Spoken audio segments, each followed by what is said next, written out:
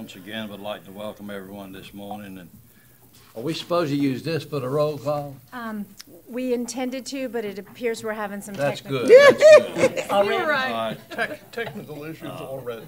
roll call, Is that everybody because I present, was raise your sitting right on the hand. If I ain't present, I couldn't. Before And they we promised it would get work. underway further from this, I want to take a little personal privilege. Last night, of course, was somewhat of an endurance for many of us. And as I said at the outset, that was government at its best, though. And I want to commend this board that we have here, and as your chairman, it was my pleasure to try to chair and to regulate what went on by participation. We all know that there was a little repetition in it, but being that as it is, this board, individually and collective, is one of the pleasures of my life for public life. Serving with you individually and collectively has been quite a joy to me.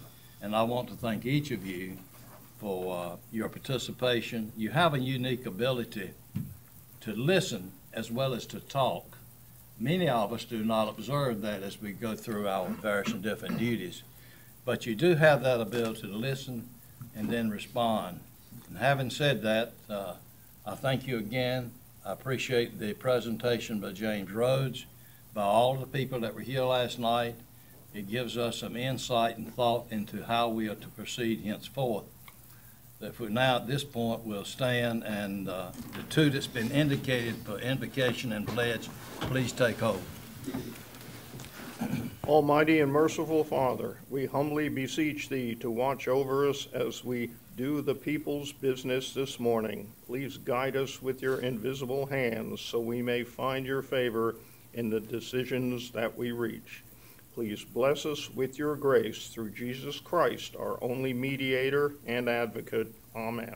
Amen. If you'll face the flag, please. I pledge allegiance to the flag of the United States of America and to the republic for which it stands, one nation, under God, indivisible, with liberty and justice for all. Do we have a motion to approve the agenda? Motion to approve. Second. All in favor indicate by raising your right hand. All right, Mr. Elliott. Mr. Chairman, board members, this morning you'll have the budget presentation for the upcoming budget year for 2018-19, and then after that we've got the Board of Education and Pitt Community College to make presentations as well. So I'll go to the podium and we'll get started.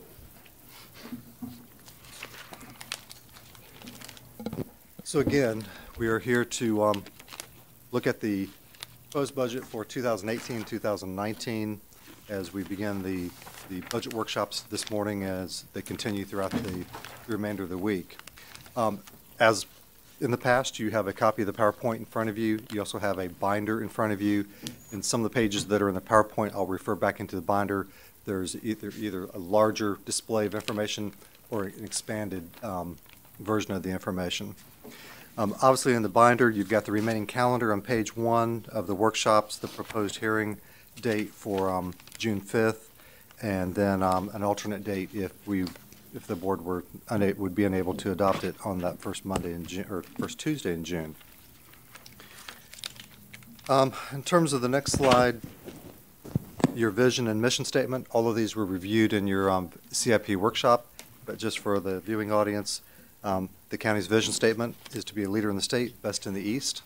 The mission statement is to enhance the health, safety, and well-being of our community by advocating for and providing quality services in a friendly, efficient, and cost-effective manner.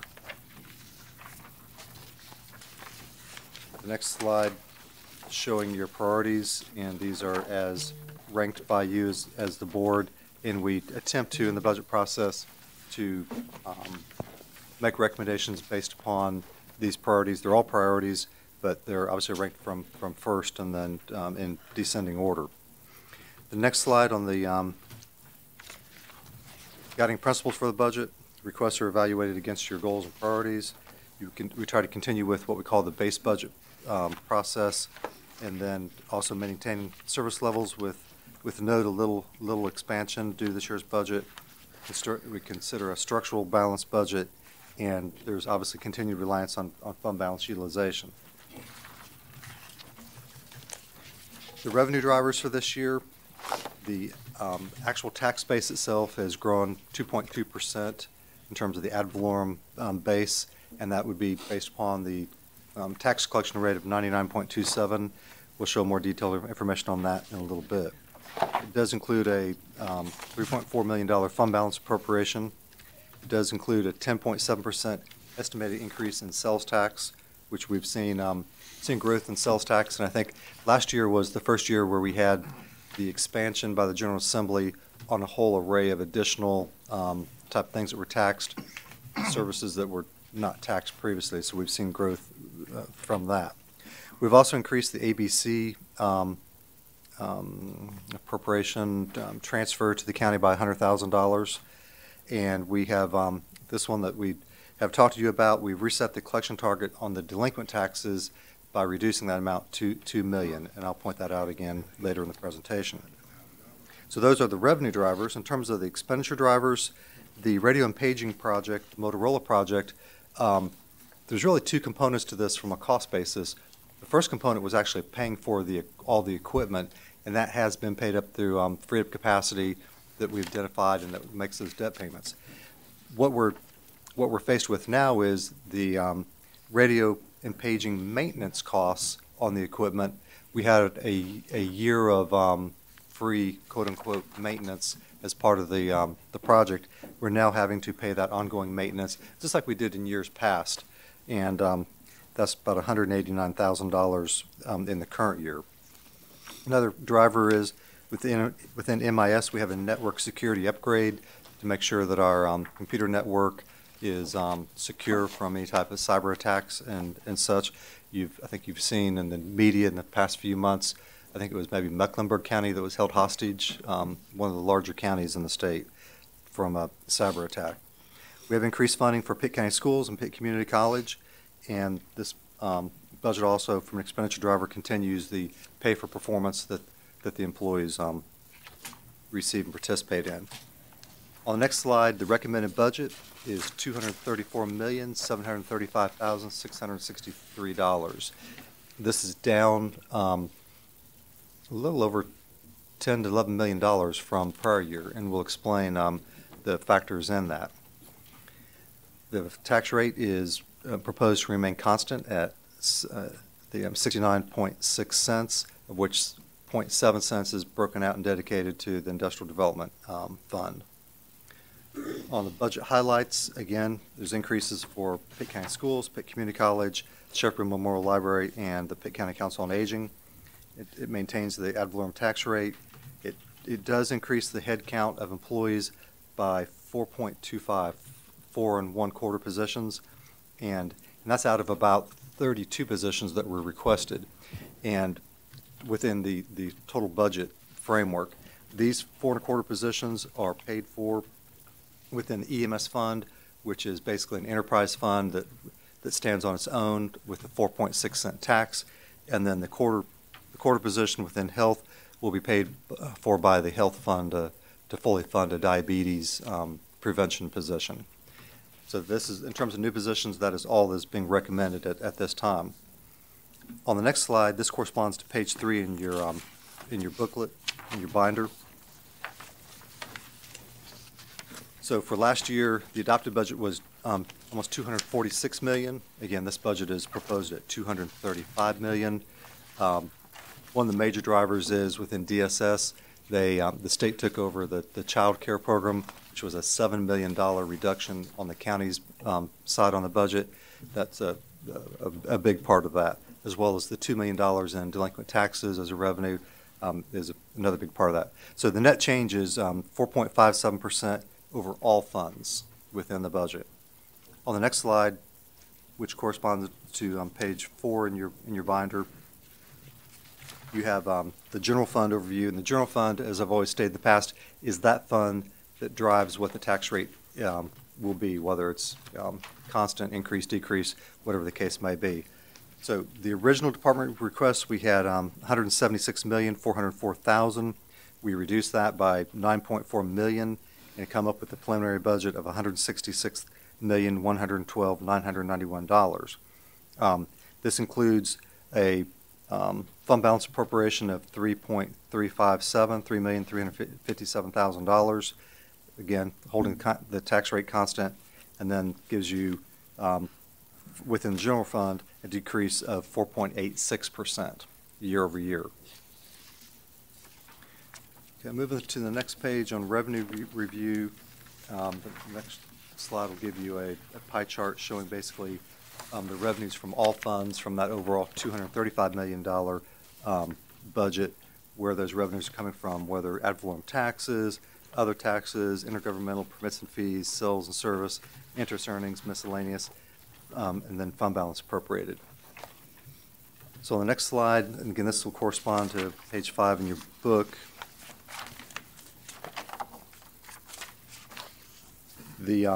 Again, just giving the actual dollar value compared to the pie chart I just illustrated, I'm back again to the total $235 million budget. On the next slide, again, looking at page 6 in the booklet, ad valorem rate stays the same. Again, 69.6 cents, 0.7 going to the Development Commission. And here we begin to look at what the tax base it looks like in terms of year over year. So last year we had an estimation of a $12.6 billion tax base. This year we're looking at $12.9 billion. So that's a $280 million increase in taxable property in Pitt County that can be leveraged for additional taxes. If we look at the 4-year average in terms of how the tax base has grown, a 4-year average is about 2.35%. So we're pretty much in line with past growth in the base.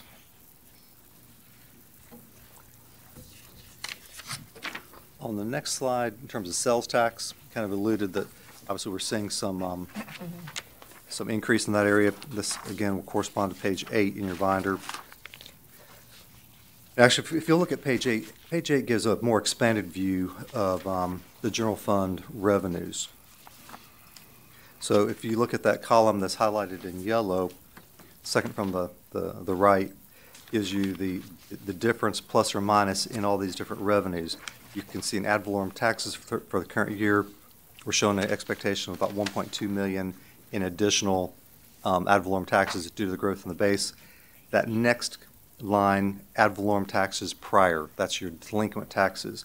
So you can see in the middle column, in the current year's budget, we had $2,850,000 budgeted. That's where we took it down to $800,000 because we had the overestimation. So that yellow column shows the decrease of $2,050,000. That's one of our major drivers in this year's budget. Otherwise, you can see taxes and licenses up to 2.2. On loans, you see where that's down $1,730,000. That's the loan where you did $1.7 million for the sheriff's vehicles, 1.1, plus we had the $600,000 for the regular vehicle purchase. So overall, the revenues. Then look on the orange line toward the bottom. It says social services revenues down $9.4 million. A lion's share of that, again, is the daycare program that the state took over that no longer flows through our books. So overall, we're 8.4, almost 8.5 million less in revenues. Not that that's totally a bad thing. It's just reflective of where the budget stands today. Okay, on proposed fees changes, if you look at page 9, what I think basically what I'm illustrating on the screen is the same thing as in your binder.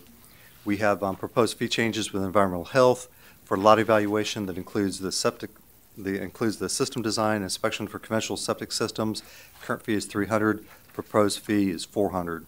A lead water sample is going from $85 to $95. Then there's explanation there in terms of the rationale for the increase. Also with environmental health on the next slide, a coliform, if I'm saying that right, well sample going from 70 to 80. A restaurant planning review from 200 to 250. Again, with the footnotes to the explanation. Next slide, in terms of within solid waste and recycling, they are proposing a couple new fees for concrete block brick. Right now, there's no fee for that. They're proposing $10 per ton. At the transfer station, which is also our old landfill, we had areas out there where we could actually take block and brick and fill in there are areas where we needed it. We're no longer in the need of having that fill material. So John Demery is recommending that we start charging for it so we can process it as we dispose of it. Same thing for wood pallets. We currently charge nothing. Proposing to charge $25 per ton. On that one, I believe the recycling markets on that may be not as good, and as such, so we're having to dispose of it. Shingles would be from $0 to $5 per ton. Shifting to fund balance as the next focus of the budget, our fund balance, if we go to the next slide, serves as our savings account as such for rainy day purposes and also for cash flow purposes. Cash flow in terms of if we make debt payments in October and March, there's two pinnacle points of the year where we make major debt payments. Obviously, taxes come in August and they come in January. Obviously, we have payroll costs that are monthly or biweekly, so we will rely upon fund balance to make cash flow. Also, we rely upon it for emergency situations, whether we're responding to a hurricane, whether there's, we're opening shelters, we're replacing roofs, whatever that might be. Fund balance, in its pure sense and form, to be appropriated, should really only be used for one-time capital costs versus reoccurring. And that could be for equipment or land purchase or those type of instances.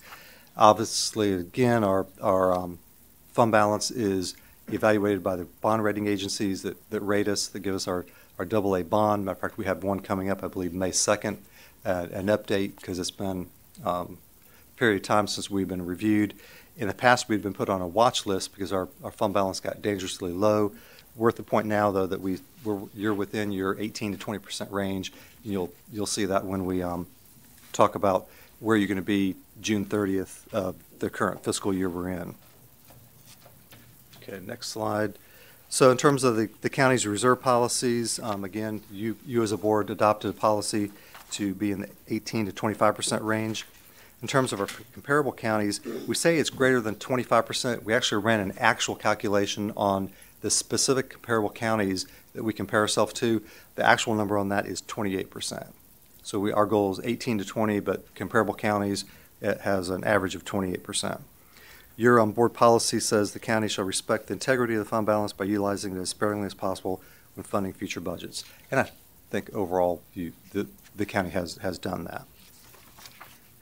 Okay, page 10, if you'll look in your binder at page 10, you'll have a blown up view of this in terms of fund balance.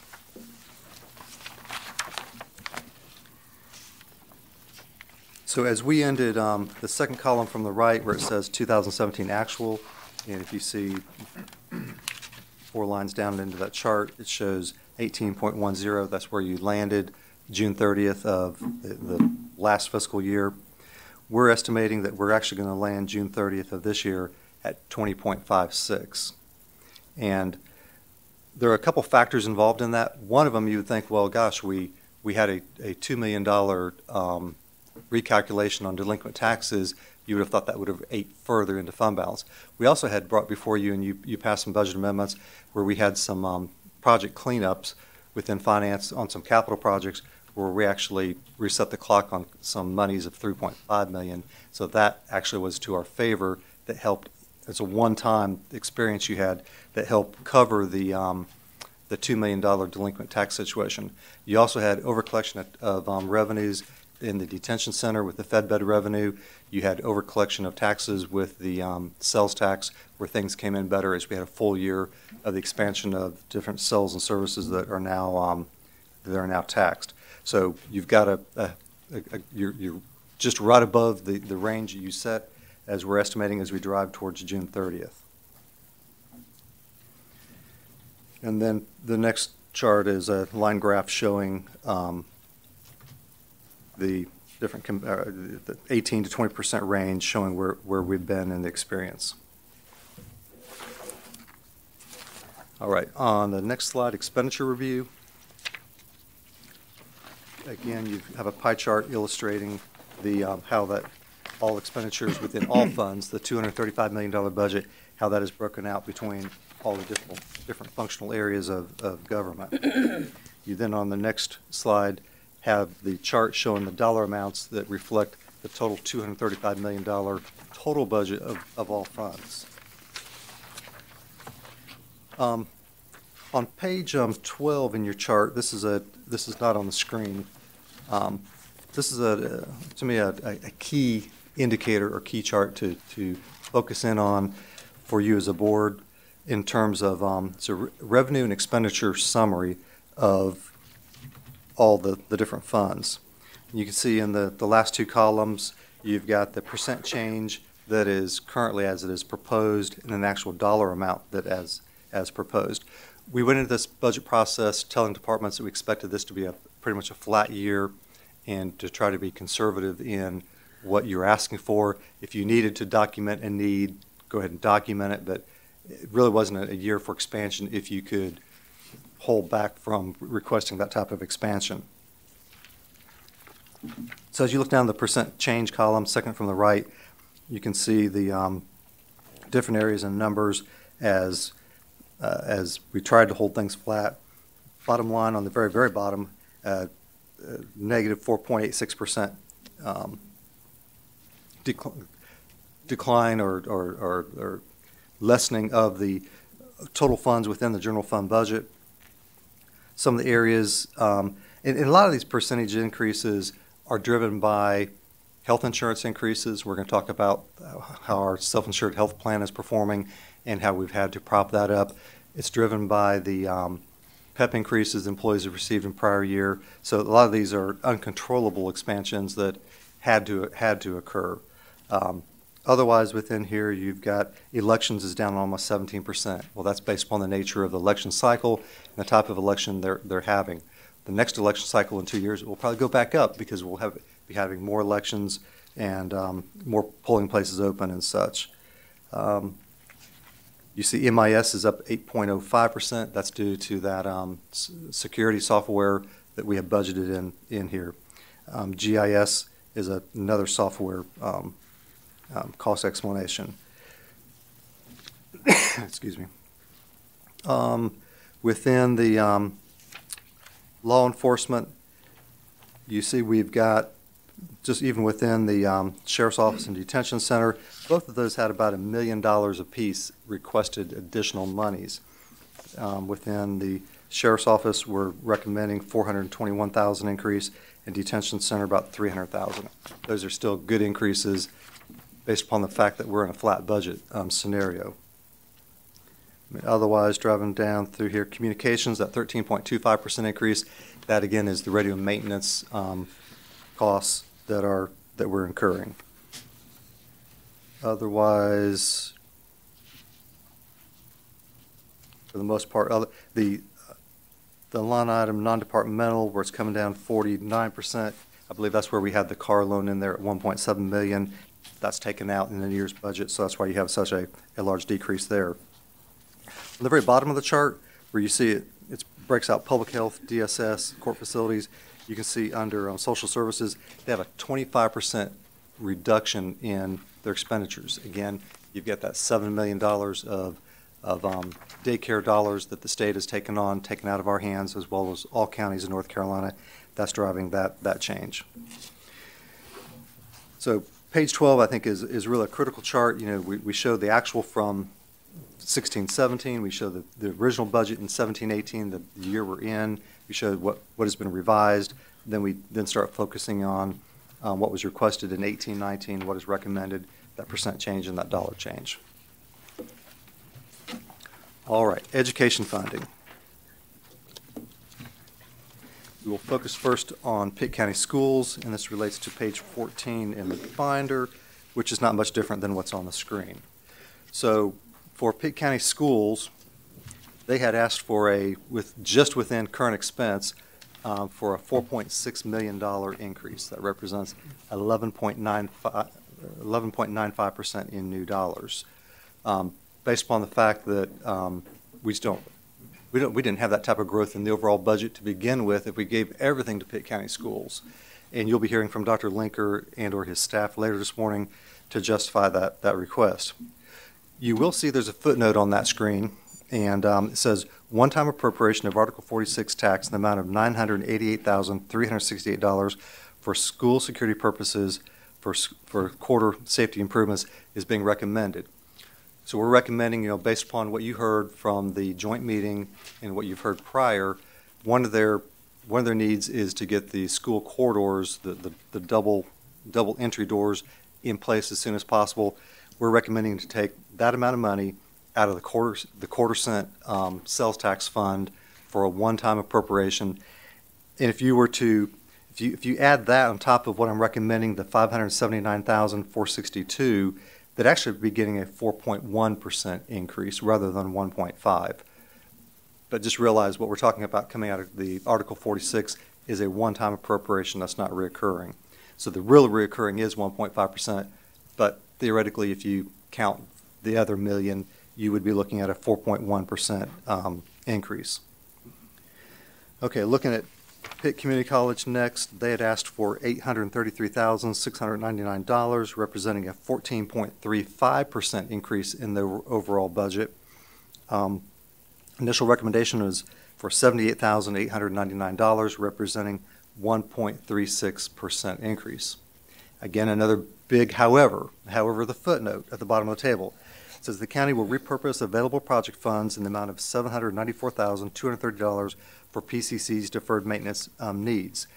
These are dollars they had sitting in 4 different project funds that were leftover dollars from bond projects that were not needed to totally complete those projects. That still has to be used for brick and mortar projects. So we're proposing to have you as a board free those up. They're really already sitting there for them to use. It's not like you're really not giving them anything new. It's something they've had. You're just allowing them to use those for their deferred maintenance needs. When you do that, if you do the same methodology like I was talking for Pitt County Schools, you're really giving them 15.02% in new dollars. This will totally take care of PCC's needs. Actually, it gives them even a little extra change on the table because there's more in the project funds than they need in deferred maintenance needs. But I am sure they will find a way to appropriate and utilize those dollars. All right. Move on to the next slide, looking at debt service for education funding. We've got debt service. Well, we got education funding includes, first of all, Pitt County Schools, your current expense, your capital 1, 2, and 3, and the rent. It would be $40,550,269. For Pitt Community College, it would be $5,998,438. And again, that's the same thing, current expense, capital 1, 2, and 3. The school capital reserve is $6.1 million. Article 46 tax reserve is $6.2, and school improvement projects $750, for a total in education funding of $59,711,350. All right, the next slide is an introduction of a new concept for community schools and recreation from input I've received on the board. Right now, the community schools and recreation program is funded via the overall current expense funding that you pass upstairs to the Board of Education.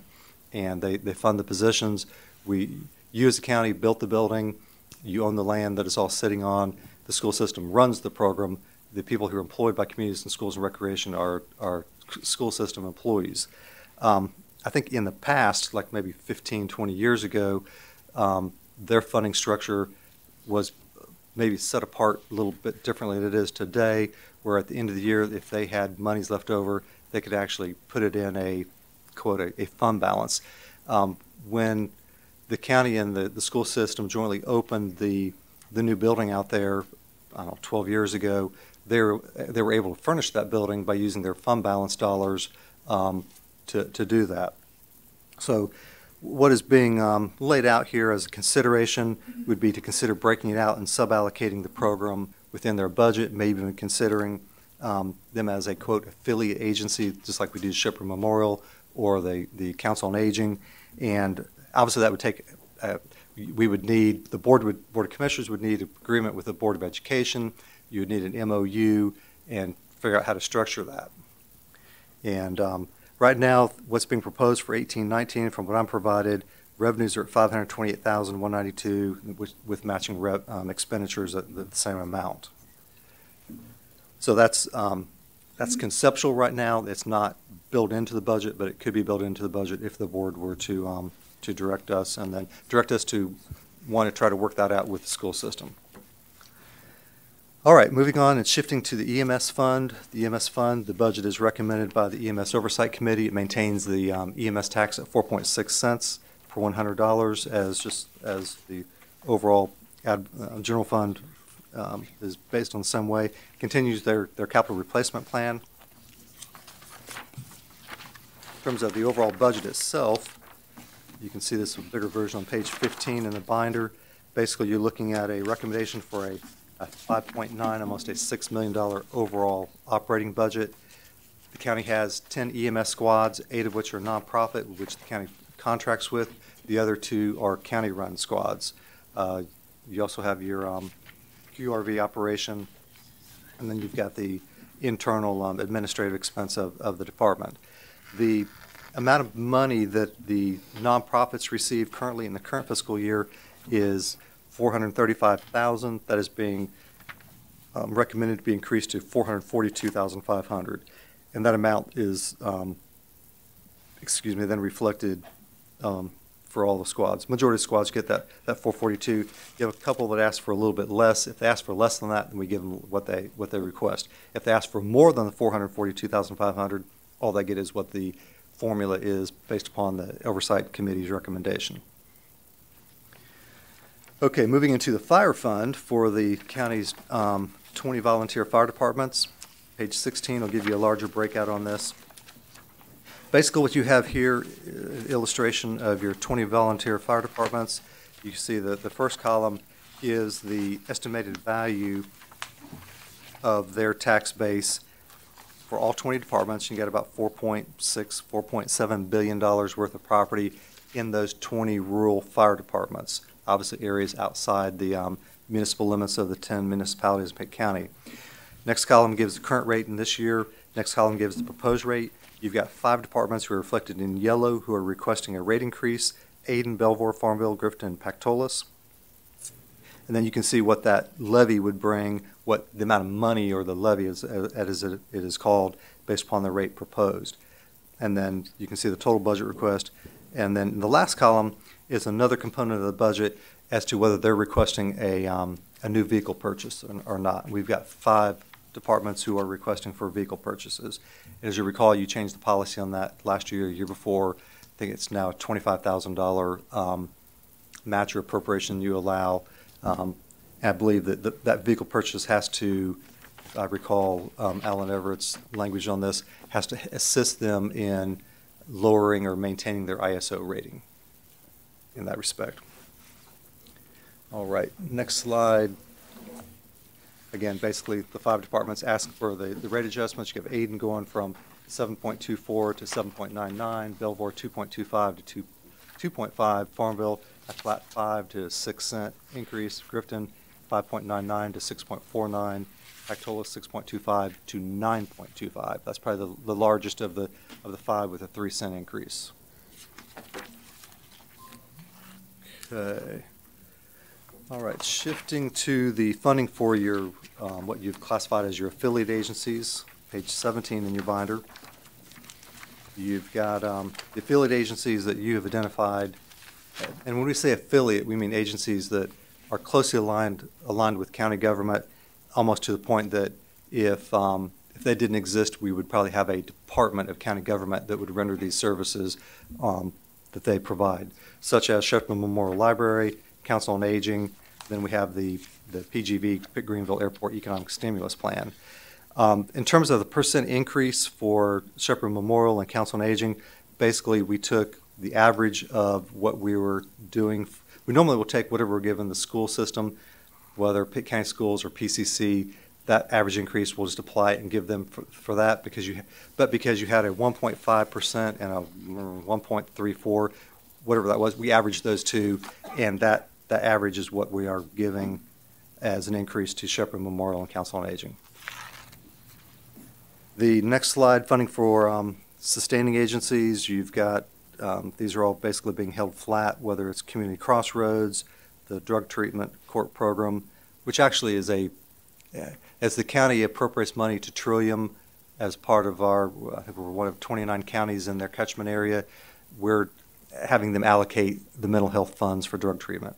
That's a commitment you made to the court system and the judges. Otherwise, the GPAT television, Little Willie Center, people with disabilities, all those are remaining flat. Continuing on for the sustaining agencies, the libraries, this all reflects the same appropriations that you approved last year at this time. And then on the next slide, funding, again, sustaining agencies, whether the recreation grants or the civic / art grants, all those remain flat as were reflected in last year's budget. All right, moving to human resources. So this budget reflects 31.65 position requests for new positions. All that is recommended is 4.25 positions, and again, that is based upon the fact that those 4.25 positions can be paid for either out of the enterprise fund of the EMS, which has its own dedicated revenue source, and public health. That quarter position is coming out of the health fund to pay for it. We did eliminate one position in buildings and grounds, and that was a groundskeeper position. We needed to eliminate that because we've outsourced the remainder of all the grounds maintenance in order to make that budget work, and also because we were reassigning folks and they are not doing grounds work anymore, we eliminated one position to keep that flat so there wouldn't be an increase to the general fund because we're outsourcing the remaining part of grounds. So the net change in new positions would be 3.25. All right, next slide, compensation adjustments. This continues the pay for performance, be a 1.2 or it's really 1.2 or 2.4% increase, depending upon where the employee stands on the pay scale. In terms of a market adjustment, aka COLA, cost of living adjustment, the year-over-year, January to January, is about 2.1 or 2.2%. We were trying to shoot for a 2% in this year's budget, but the revenues were not there right now, so there's no market adjustment, no COLA is built in this budget. Pay for performance is. We would like to plant the seed with the board to look to see if we have overcollection of revenues come at mid-year point of the budget, i.e. whether it's sales tax, whether it's Fed Bed revenue, other revenues, to come back and look at the possibility of a mid-year implementation in January. But at this point, there's nothing. Holding the tax rate flat, constant, we could not accommodate a cost of living. Benefit calculation rates on the next slide. This corresponds to page 20 in the booklet, basically showing what we're required to pay into the retirement system, what we're paying in 401k and life insurance, and in terms of the last part, the hospitalization, we are holding constant for the participation fee the employees pay to receive their health insurance, the $30 a month if you're what we call qualified, or $76 if you're non-qualified. Basically, if you're qualified, you've earned your 6 points within the health minimization program. You've done your biometrics, your screen, your biometrics. You've participated in a number of activities, whether physical exercises, taking classes, that qualifies you. If you don't, if you say, I'm not doing that, then fine, you pay more per month for your health insurance. The far majority of all of our employees are qualified. They take the classes, they get their screen, they meet their goals that are set by the health department for their individual health needs.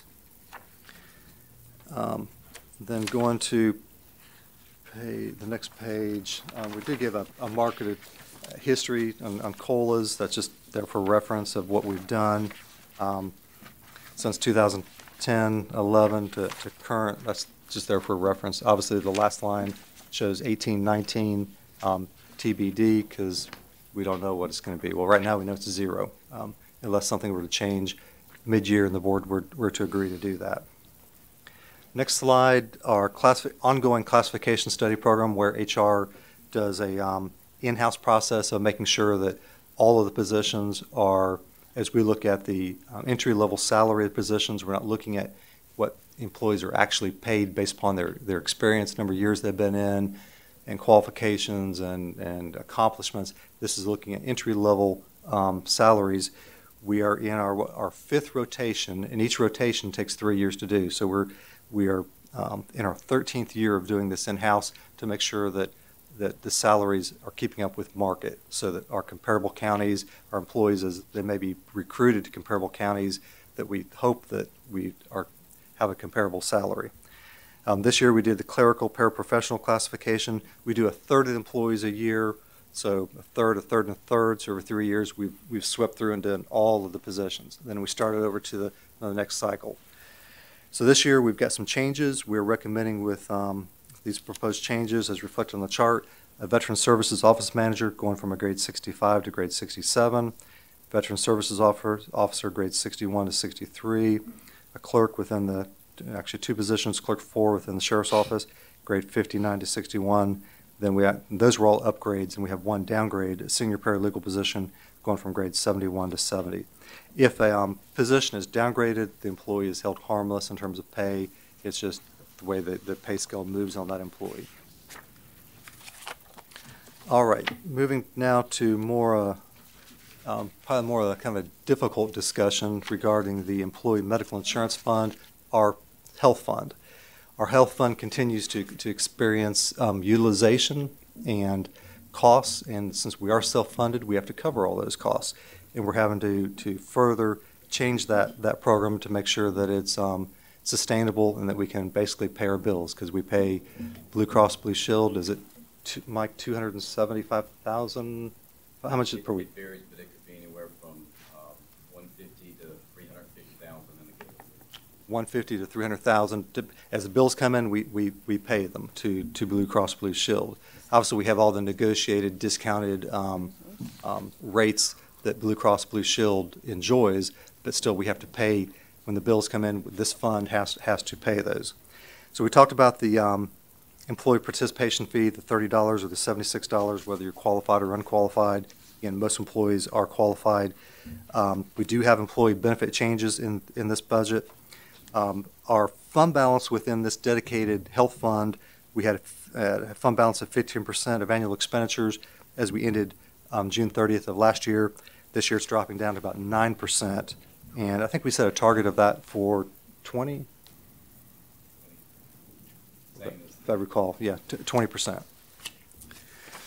So, moving to the next slide, and this is, actually, let's go one more slide and then we'll come back to this one. Okay, so the bottom line on the employee medical insurance changes, what we're recommending is to keep the plan fiscally afloat and to make sure we can pay our bills and keep some money in there in reserve. We've got a rate increase for next year proposed for the employee-only charge going from $626 to $660. This is an area where Pitt County government, as you as our employer, you pay on behalf of the employee that currently that $626 into the fund. The employee pays on top of that the $30 or the $76. So that's the employee part of it. Now, for a family coverage, like I have family coverage, I pay $626 plus my employee participation fee. Now, if you have parent-child, it's $357. If you have employee-spouse, it's $520. It's being recommended to modify it to go up to $660 for the employee and the family, and then $376 for parent-child, and $548 for the employee spouse. So what drives this, or what in terms of adjusting the plan, if we go back to the slide we had there a minute ago, so this is your employee medical insurance changes to the plan. So the middle column there says current 1718 shows what we're currently charging the employees for these various and different things. So for a primary care visit, it's currently $30. We're recommending it to go to $35. Now, we worked with our outside health care consultant, Mark III Consulting, to set these prices, look at other jurisdictions, whether they're self-insured plans or fully insured plans, to make sure that we're in line with the market or the plan experience of comparable plans. Specialty visit would go from $55 to $70. Well baby care is covered 100%, immunizations 100%, physical exams 100%, pap smear, mammography 100%. The deductible, like that's employee deductible, would go from $1,500 to $2,000. Deductible for family maximum would go from $3,000 to $4,000. The out-of-pocket maximum for individual would go from $4,800 to $5,000. Out-of-pocket maximum for a family would go from $9,600 to $10,000. Hospital, the 10%, if you have in-hospitals portion you would pay would still remain at 10%. So we're still at a 90-10 plan. Emergency room stays at $500 copay. Urgent care stays at a $75 copay. The next new thing, the very bottom line for pharmacy, currently right now you pay 8, 40, 55, or 25% of the cost of the drug, depending upon whether it's a generic drug or what tier it is. To make this self-insured fund work, the Mark III is recommending that we institute a $150 deductible. So basically, before any prescriptions will be eligible for the plan to pay for them, you'd have to incur $150 worth of costs. Then the deductibles, then the copays would be 8, 50, 75, and 25%. We know this will not be popular with the workforce, and it won't be popular with the workforce that's not getting a market adjustment or cost of living this year, but they are getting their merit increases, assuming they meet their PEP goals. And the majority of all employees meet their PEP goals, the far majority. All right, coming to a conclusion here, the capital improvement plan, next section of the presentation.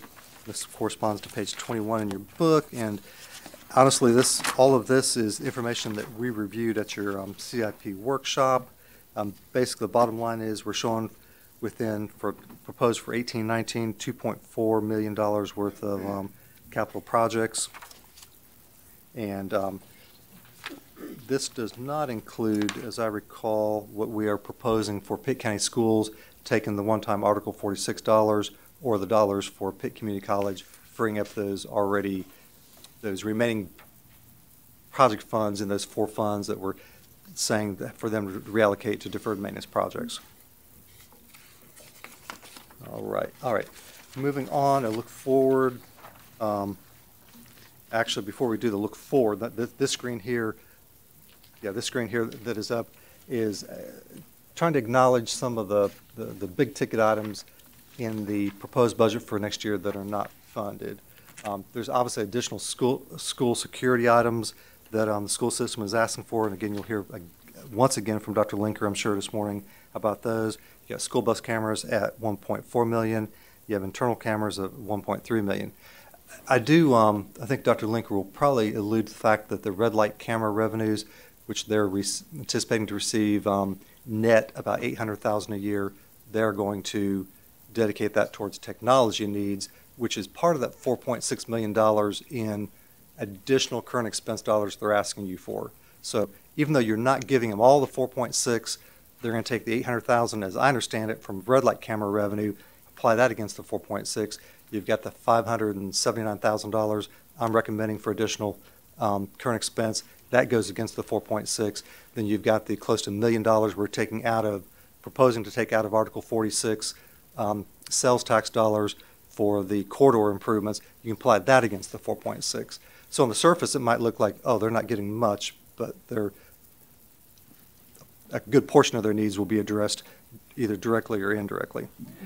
Otherwise, within DSS, they did have a request for their motor fleet. They're able to get, I believe, 66% back on, so if a vehicle costs $10,000, they get 66% back through the federal participation. So the county's costs on that, they want to do something similar to what the sheriff did last year, but again, we were so constrained on the revenues, we just said none. That may be an area you want to consider. And then otherwise, the position requests of the 31, 32 positions, again, approximately 4 of them were all that were put in the budget. That would be an area. I'm not saying there's money for these. I'm just saying these are things that were unfunded that kind of stand out.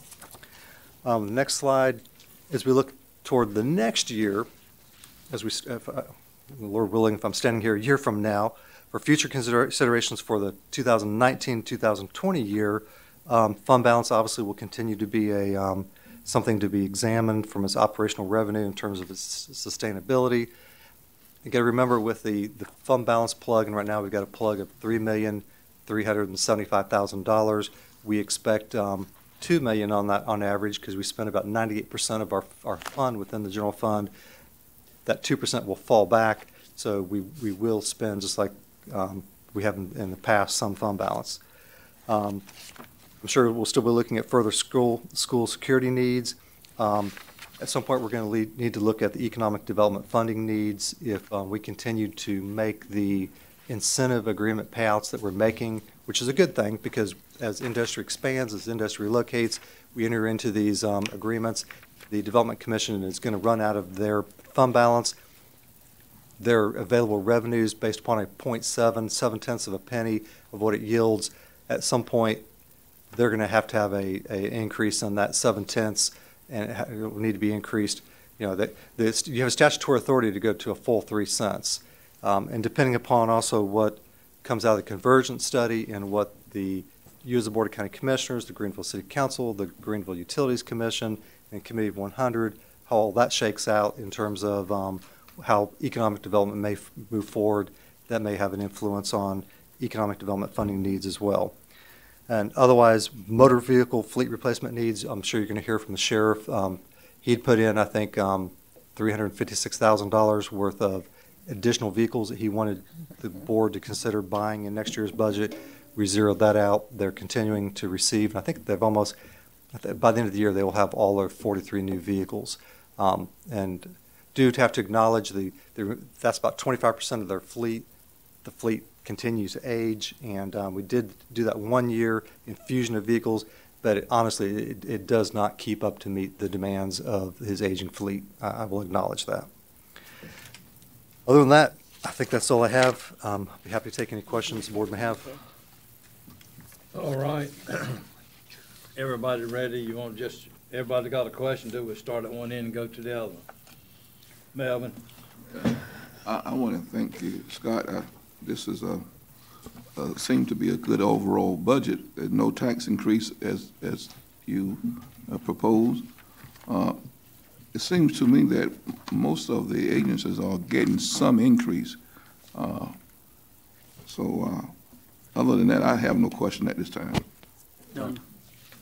Mary? Beth? The only thing I'd like to speak to is the item that was brought up concerning community and schools. And I would like for us to consider something. I have no idea about the amount to put over there. That gives them a little bit of a cushion. And they are making, if they did not collect on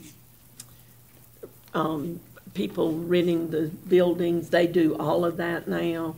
On the what you have to put up to participate in a program, they are very careful about how they spend their money. They could not manage community and schools in Pitt County, and we've got to give them a cushion. I have no idea how much we could put in that fund that was referenced to. I wrote, what was the fund? It'll be similar to the senior center and Shepherd Memorial Library and that sort of thing. And it's not a tremendous amount because most of what we allot for them goes into the school budget because we want it to stay connected to the school. But they need some help, and I mean, we could put in a minimal amount this year, but I think we have to hear what that amount is, and I hope we can get the support of the whole group. Lynn. We can't afford a countywide recreation program, that's what I'm trying to say, to fund a whole one without community and schools. Thank you, Mr. Chairman. I've just got two, well, really one's a question, one's a comment. On the health insurance, how much do we pay Blue Cross to administer? Because they do the billing and everything for us. Mike, can you come up? And the point that I'm getting at is there no way that since we're self-funded that we couldn't negotiate with local, just have a local established fee, and, you know, if they know the money's coming directly from us, then they don't have to wrangle with Blue Cross Blue Shield. We can get a good rate, maybe lower those health insurance rates somehow. It may be impossible. That's what I'm just asking. Based on the size of our plan, it's really not practical. We don't have the volume to be able to really negotiate those types of discounts. The actual fee for the administration for our claims adjustment, where the providers submit the claims to Blue Cross Blue Shield, they take the discounts that they've negotiated, net that out, remit payment, send us a bill for how much they paid. That runs around $320,000, $350,000. The other cost associated is with our stopgap loss insurance fees that we do. We don't have to do it through them, but it is a reduction discount when we combine it all. And I know there's always some pain on an increase, but it is worth noting that this is still extraordinarily cheaper for the employee than buying it privately. Yeah, we actually looked this year. We thought, well, let's go out and let's ask Mark III to give us a price if we were to be fully insured. How much would we be paying more than what we're paying and having increased this to? And I think it was a $1.2 million increase. It was actually more than 1.2. It wound up being about 1.8 to $2 million if we just said, let's go out and buy a traditional health insurance policy. So we did do that exercise. Well, I appreciate you looking into it. The other thing was just on comparable counties. And it's nothing, this is not any direction for you guys. But I think Iredell County is one of our comparable counties, yes, if I'm not mistaken. But they're comparable only in, I think, budget size and population. But it's a very different county, and this is a question I get a lot. Why do they have a 28% fund balance, and why is their tax rate lower than ours? And just some quick internet searches, I think their tax rate's 53-ish cent. But their median household income is almost $52,000, where ours is $37,000 or almost $38,000. Their average home price is $185,000, where ours is $119,000. And their poverty rate is 10.5%, where ours is almost 26%. And not just 26% this year. We've been over 20% poverty for over 30 years. So it seems to me that we have a very nice facade with a beautiful hospital and a great university and a great community college. But just behind that, you see that the foundation might have some cracks in it, and really, I don't know that what the local government can do other than what we're trying to do with industrial development, but really addressing poverty is really the only way to drive the tax rate down, to drive the revenues up, and to really make some strong gains in this county. It's not going to simply be a quarter cent here or there that's going to bring any prosperity to this county. And I know it goes to our education system. I know it goes to supporting our community college. And I think one of the biggest indicators is now our human services budget is larger overall than our education budget. And we're being kind of on an island. I think we are a magnet for poverty because you get better services here. You do have nicer things here. And so we've got a serious challenge in that. So when we are comparable, this isn't your fault. These are the metrics you have to go by. But when you dig down into the metrics, we are not that comparable when a county without a major university and a major hospital has $15,000 a year more median household income and a home value of $70,000 more per house. It's no wonder. It's that tax-based issue that I was talking about at Exactly. the joint meeting. So comparing the value of our $12.8 billion tax base, Iredell County is probably, I don't know off the top of my head, do you know, Brian, there it was. The tax base? Got the chart, but the same principle, same Yeah, point. because with that home value comes higher property values, and that's why they can charge less and still receive more. And so the point of it is, just for the public, is that comparable isn't exactly comparable. Only are we comparable in size. We are not comparable in challenge. Our scale of challenge is much higher than theirs, and a lot of that's geography. They're in a better corridor as far as economic growth than we are. But those are the things that are holding us back, and that's why you end up with a flat budget, because we don't have that growth and we don't have that strong base. Again, if our average home price was up $70,000, we wouldn't be having these conversations today. Right. Thank you, Mr. Chairman. Thank you. Also, Charles. Thank you, Mr. Chairman. My question would be directed at Florida. I notice that we have some employees, I believe it's 2 veteran service officers, And I would like you to explore that because I have more than a little bit of experience in this. When I first needed veteran services, I visited the Pitt County office, and I didn't come away impressed. In any event, we have a federal Veterans Center, which is marvelous. It's updated, the waiting times are little. Any problem a veteran may be having, active, retirement, mental, drugs, anything, 100% is taken care of that huge new federal facility. Did we have these veteran service officers on our payroll before we had this big federal center? Because I think we might have a duplication of effort, and I'm not calling for anyone to be eliminated, but I think it's time we started looking at that because the federal facility does a marvelous job. Thank you. Jim? Yes, I just had an observation and one question for clarification.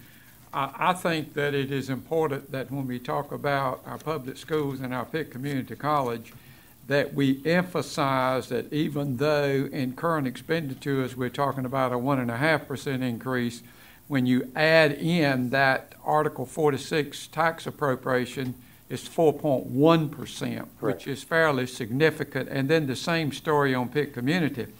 We're talking about a 1.36 in the current expense, but again, when we add in those repurposed dollars, it's 15%, which is essentially what they were requesting. So I think that's important that we accentuate the positive. The other question on the fire fund, those 5 departments that were requesting the $25,000 for the fire trucks, is that built in our budget that we grant that for all 5 of those? Yes, sir. Okay, good. Thank you. Finish, Ms. Gershon. I have some observations. I don't know that they're questions, and I listened to Glenn make the comparison there, and I want to go back to the health insurance. Looking at the increase or the modification for primary care visit, you know, you're increasing it $5. And then from the, when you go to the specialist, you know, it jumps, you know, 15. And then down to the deductible, and the family deduction from $3,000 to $4,000. That's a large jump. So and as you talk about poverty and health care and all that, I think that that kind of speaks to trying to improve our quality of life and health as to making sure that our employees can take themselves as well as their families to maintain their health care. So I think when we look at the deductions, it plays a great part in this. So as you know, they got to take money out of the pockets first. So as you talk about poverty, that really kind of adds to that. Okay. I think when we view the overall budget that you have presented here, Scott,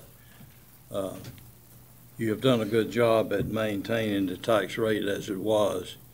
Of course, the reason for that is the revenue drivers that we talk about, that being in the increase in ad valorem basis of 2.2%. Then, of course, the collection rate being high, and working on that of trying to get those delinquent taxes we've got. But also, we are still going into the fund balance to balance our overall budget. I think we need to, I want to ask this question, Scott. The aspects of your expenditures versus your revenues, approximately what have we paid off in our debt, a total indebtedness? Are we diminishing our total indebtedness in it? Are we using that as a means to increase the revenues? Well, most of the time when we pay off the debt, we're taking on additional capital projects, like the courthouse debt that came off that was a 20-year debt. That was leveraged against the radio and paging project. And a lot of other debt, whether it's school funding debt, is normally being paid for by quarter-cent sales tax, so that's not going to affect your general fund dollars because that's a different revenue source. We don't normally, when debt falls off from a capital project, we don't then normally take it and apply it towards additional positions or pay increases or something recurring. It's normally dedicated for additional debt as justified and needed. Now, we're not just doing debt to do debt. Of course, the debt that we just incurred about the vehicle replacements, that was how much was that? That was considered, that's new debt, wasn't it, in essence? That was $1.7 million, and that was how many years? 10-year loan. All right, might not be in this budget, but what do you project that we're going to use resources, debts, to fund this county in the coming year? Is there any of that? Yeah. Let's bring that back to you. Sir? Can we bring that back to you tomorrow? Yes, okay. And one other observation that I want to make is we talk about the school safety. Of course, we haven't heard from these agencies that's going to come in. And this proposal here, of course, can be changed or worked on based on the needs of the agencies that come in and make their presentation, whether it be Pitt Community or the schools or wherever it might come from. But in regards to the safety issue in our schools, that's going to come in, as we see here, with a certain amount of cost. I requested the other day, Scott, and you might not have had a chance to get to this, but what are the possibilities, have we found, that school safety will have some funding from the federal and state people? Well, on the state level, I know the governor has proposed $130 million in his budget for the new year for school safety, security, but over 116 different school systems, it probably is not going to be a whole lot to allocate towards that. Federal resources, I'm not sure on federal. Let us check on that.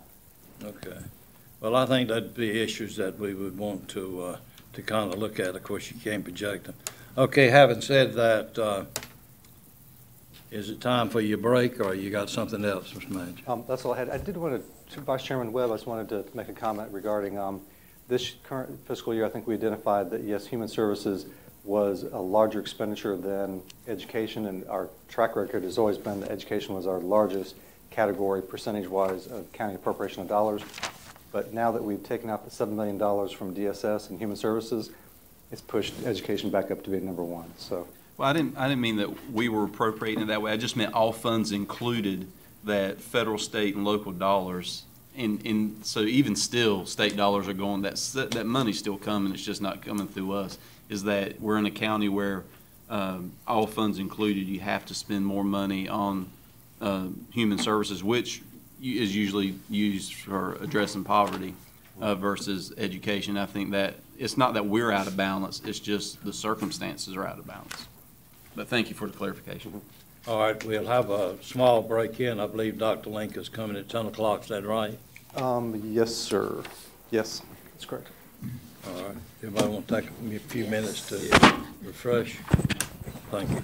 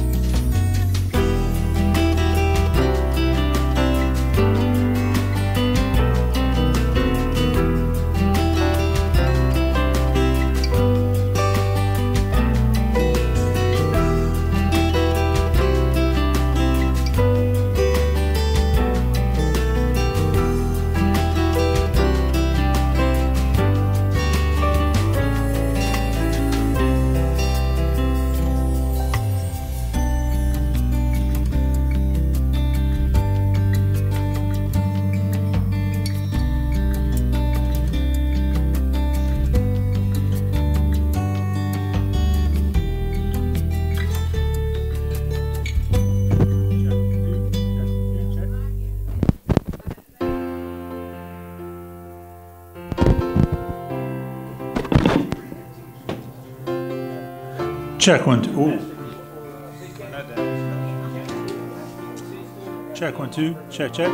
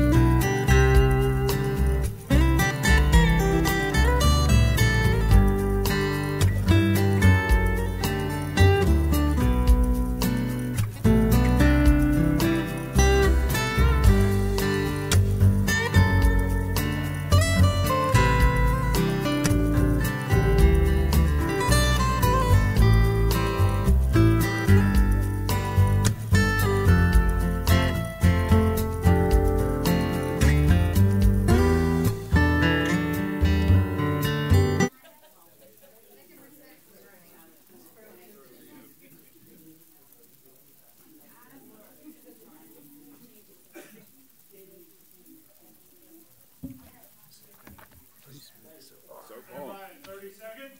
This, what you had in mind? Okay. Maybe you want to charge the like that shows the debt, the bar chart showing it going down, how it pays off. Okay. Stand by in 10 seconds. Chairman, when you're on screen, you're on the air. Thank you, sir.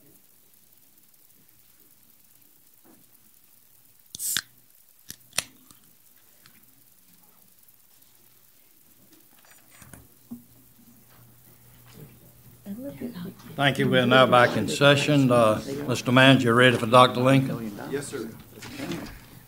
Good morning, sir. Can't get it. Appreciate the opportunity to be here today. First, I'd like to just start off by saying thank you for last week's joint session on school security. I thought that was a fantastic meeting. I know my board was appreciative of the conversations and the time together. You could get an opportunity to hear firsthand from several of them on where the needs are of the school system. We appreciate that time. As always, we appreciate the commitment of the county commissioners here in Pitt County toward education. I know as on your chart you had us, we're listed as your number one priority. I think that's been every year I've been here, so I certainly appreciate the county commissioners' commitment to education and what we're trying to do here in Pitt County. As always, we kind of break our budget down into three proposals. Of course, I know you're looking at four right there, but usually the first three are what we talk about. Our proposed county appropriations. There's our what we call our fixed cost increase. Also, our new money requests, then our capital appropriations. And this time, because of the school security things we've been dealing with over the last several months, we've kind of added some one-time capital requests, and I noticed Mr. Elliott has included some of those things in your presentation earlier today. So we'll go into that. And if you look at everything we're talking about, we're looking at a $45 million total budget for Pitt County schools. That includes fines and forfeitures, red light camera, the traffic violation revenue. That money does say $1.3 million. We do not get $1.3 million for us to spend. That money is that's just what's in our budget, because some of that money then goes to the vendors who installed the cameras. So we get about, if everything stays true, you'll see our budget's about $800,000. We'll discuss that as we continue through our presentation. Operating expenses, looking for about $42.4 million, increase of about 3.7. That's already been shared with you.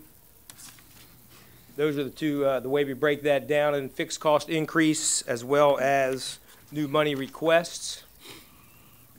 See, the fixed cost increase is about $2.9 million. Most of that is coming, that money is actually comes from the state requirements. And do keep in mind that at this point, we have not received a budget from the governor, from the Senate, from the House. We do not have a state budget. So some of this is going on what was implied or implemented last year, and I'll talk about that, plus just what we're hearing, what the expectations are, and we'll see where they are. But I don't think the General Assembly doesn't go into session until the middle of May, so we'll hopefully have something pretty early on what some of these numbers might actually be.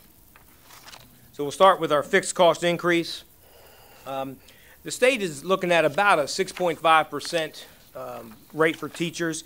We actually broke that down because all of our locally paid teachers are on the early side of the scale. So it's actually only about a 4.5% increase for us. And that is actually in last year's budget. We actually have the salary schedule for the teachers going into next year. So we have that. We've looked at that. We've calculated those numbers. So you can kind of see where those dollars are coming from. We also have a 3% increase in new salary schedules funded locally. So the next line item is the classified employees. That's kind of the conversation where we were last year. We're thinking at about 2%. I think last year they gave a $1,000 straight increase, which in some cases was a lot more than 2%. So we're kind of looking at a 2% increase from the state for classified employees. The 2% increase for assistant principals, and I'll talk a little bit about assistant principals, is that's already been put in the 2-year budget from last year. That's already done. We already have those numbers. And that's actually, if you go back and look at the way the state funds assistant principals, we've got almost 24,000 students here in Pitt County. According to the state guidelines, they would fund us about 24 assistant principals. We hire about 55, somewhere in that range, 53 to 55 assistant principals, I believe. So we hire several additional assistant principals, and that's because the state gives us basically 1 per 1,000. The state average is like 1 per 996 or 990. And then you take a school, you can take any one of our high schools, 3 of the high schools wouldn't even qualify for 1 full-time assistant principal. You could take, there are 3 larger high schools, Rose, Conley, and South Central, they qualify for about 1.5. I mean, that's just, if you've been in a high school, you know that's not feasible. It's just not practical. And Mr. Webb, I know you've talked a lot of times about where the county or the state is not actually hitting their needs, doing their jobs, funding schools appropriately. That's one area I've been fighting since I've been a superintendent. When I first started as a superintendent, it was 1 for every 700 students. It's now for every almost 1 per 1,000. So that number is going the wrong way in helping us with assistant principals. Our retirement, employer retirement rate, that's already set. You can see that's going up. It's going to be 18.44%. Our health insurance is going up another 4% to a little over $6,100 per employee, excuse me. That breaks down into all those numbers, as you can see there. About $300,000 for our locally paid teachers, $330,000, $340,000 for our 2% classified salaries. Social Security, about almost $50,000, so forth. I won't read them all to you, but you can see it's about $1.1 million, $1.13 million in fixed cost increase is what we anticipate from the state. I know you like to see where that number goes, and there's a breakdown of everything that our local dollars go to. I mean, we combined some just for space, but you can see classroom teachers, non-instructional support, that's the clerical positions. Facility and operations is about $25 million, or 25% of our budget, excuse me. The supplement piece is something we talk about every year. We'll talk about that again. That's a big part of our budget as well. We'll talk a little bit more about charter schools as we move down into the presentation.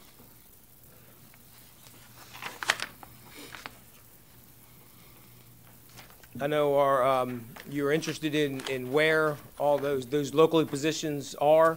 You can see we've reduced those local positions to about 270 local positions, most of which are in maintenance and technology, teachers and clerical, and the assistant principals. So you can see we have 270.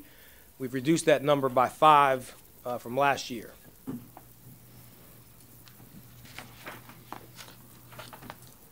That is our fixed cost increase that we would share with you. Now we'll move on to our new money requests. We've always talked about supplements. I knew there's a history of the supplements. You can see where those supplements been going back to the 90s. You can see where we have been the last 2 years, 3% and 5.25%. There's some notes there at the bottom. Okay, if we proposed all the increases in our supplements, you can see at the bottom of the next slide, to go to a 6% for all of our employees, which is what we're asking for, would be about $1 million. You can see it's broken down into $261,000 for our new teachers, almost $700,000 for the teachers who have been with us for more than a couple years, then $75,000 because our school principals and our assistant principals are tied to the teacher salary. Their supplements tied to the teacher supplements.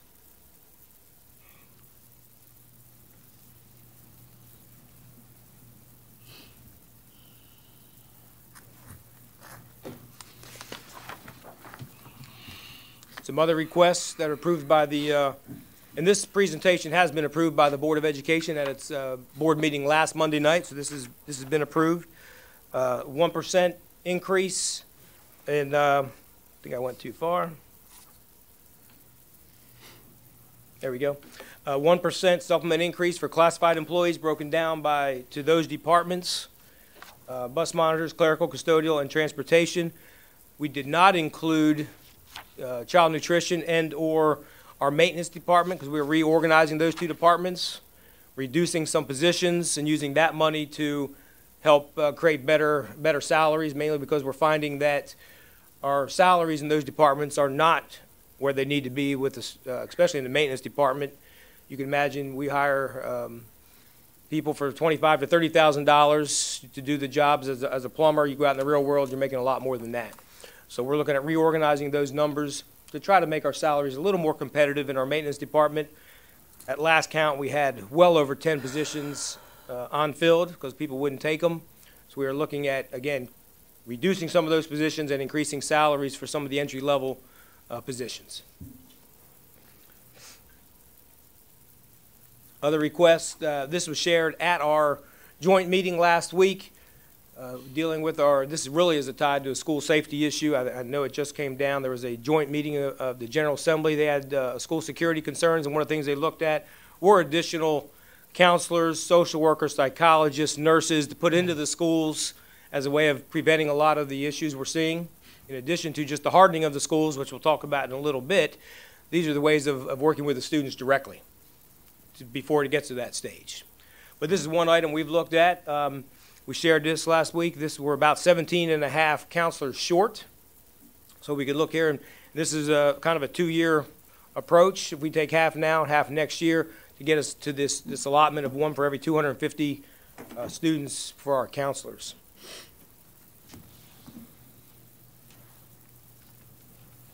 Also, until last week, this is how we approved this, so we left it in the presentation. The board will still have to have some conversation. At that point, the red light camera money was still tied up in litigation. This is the kind of things that the red light camera would have been addressing. At this point, we're still going back and looking at, do we apply it all here now that the red light camera lawsuit is over? We're waiting to see where we are, but we were kind of told we can go ahead and spend that money. So we're looking at these items, plus we're also looking at some of the items on our school security list. I saw that Mr. Elliott looking at our entryway corridors. Appreciate that, Mr. Elliott. So we'll be looking at our cameras as well as these other items on this list to use that red light camera money for school security as well. And most of the school security items are technology, which is what the board has previously said use that money for. So you can see that numbers there. Any of those things you want to ask questions about, or is that okay? Keep moving. So there are new money requests. You can see that there. If you add it all up, it's $2.6 million. That does include the technology items of the counselors and also the supplement increase for the employees.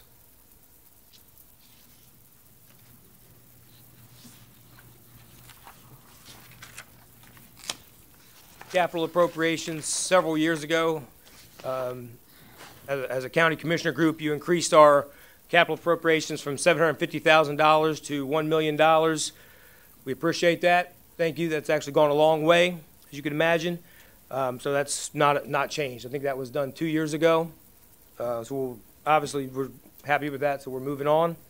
The last is the one-time capital request for school security issues. This is the number that I shared with you at the joint meeting as well. I saw in Mr. Elliott's presentation that $988,368 for our entryway corridors, which we tried to show you the video of, but our technology wasn't where we needed it last week. But that will actually add those entryway corridors. If you've seen that 2 of our schools, we have those in place. So we'll go through and try to get those done over the next, well, as soon as we get the money. We're working on the high schools directly to get those done before the school year starts. I've asked our facilities, Mr. Matt Johnson, you've all met him, to start getting bids. I know the architect and those bids are going out. The high school bids are coming back, I think, this week or maybe next week. We're getting ready to send out the RFQ for the other schools, and hopefully we'll get those bids back in place to get started on those. Whether we can get them all done by the time school starts, I'm not sure, but our goal is to get the high schools done because the other schools all have the buzzer systems. As you remember, I shared with you that the more open campus style classrooms will have the swiper cards, the security swipe cards that we have here in this building. We have those in our schools. They will be done this summer. So every school will have the first line or the first implemented piece done by the time school starts. Dr. Lincoln. Yes, ma'am. You said if we had questions to stop you. Whatever you're. Since you're on this security and that sort of thing, are all the schools in the county equal as far as secured? At this point, no. That's why we're moving forward with our high schools. So all the high schools will have the same security wall put in. All 6 traditional high schools will have the exact same wall put in. The buzzer systems at all the elementary schools are complete, and they're pretty much the same at every school. Now, except for the open enrollment campuses that we're doing this summer. And they will have more swiper cards because they have some of these doors have a lot of schools have lots of doors. Wall Coach, for example, has got, 5 pods? Mm-hmm. So those will have the swiper card access put in place at each of those, the doors to each of the pod, as well as we'll put in a buzzer system at the office. So it'll bring them all up to about the same. Yes, ma'am. It will bring them up equally, Yes. including Amherst and North Pitt. Yes. And the North Pitt will have the exact same, because it's basically the exact same entryway as D.H. Conley. So it'll have the exact same doorway as D.H. Conley. That's what you're asking, am I correct?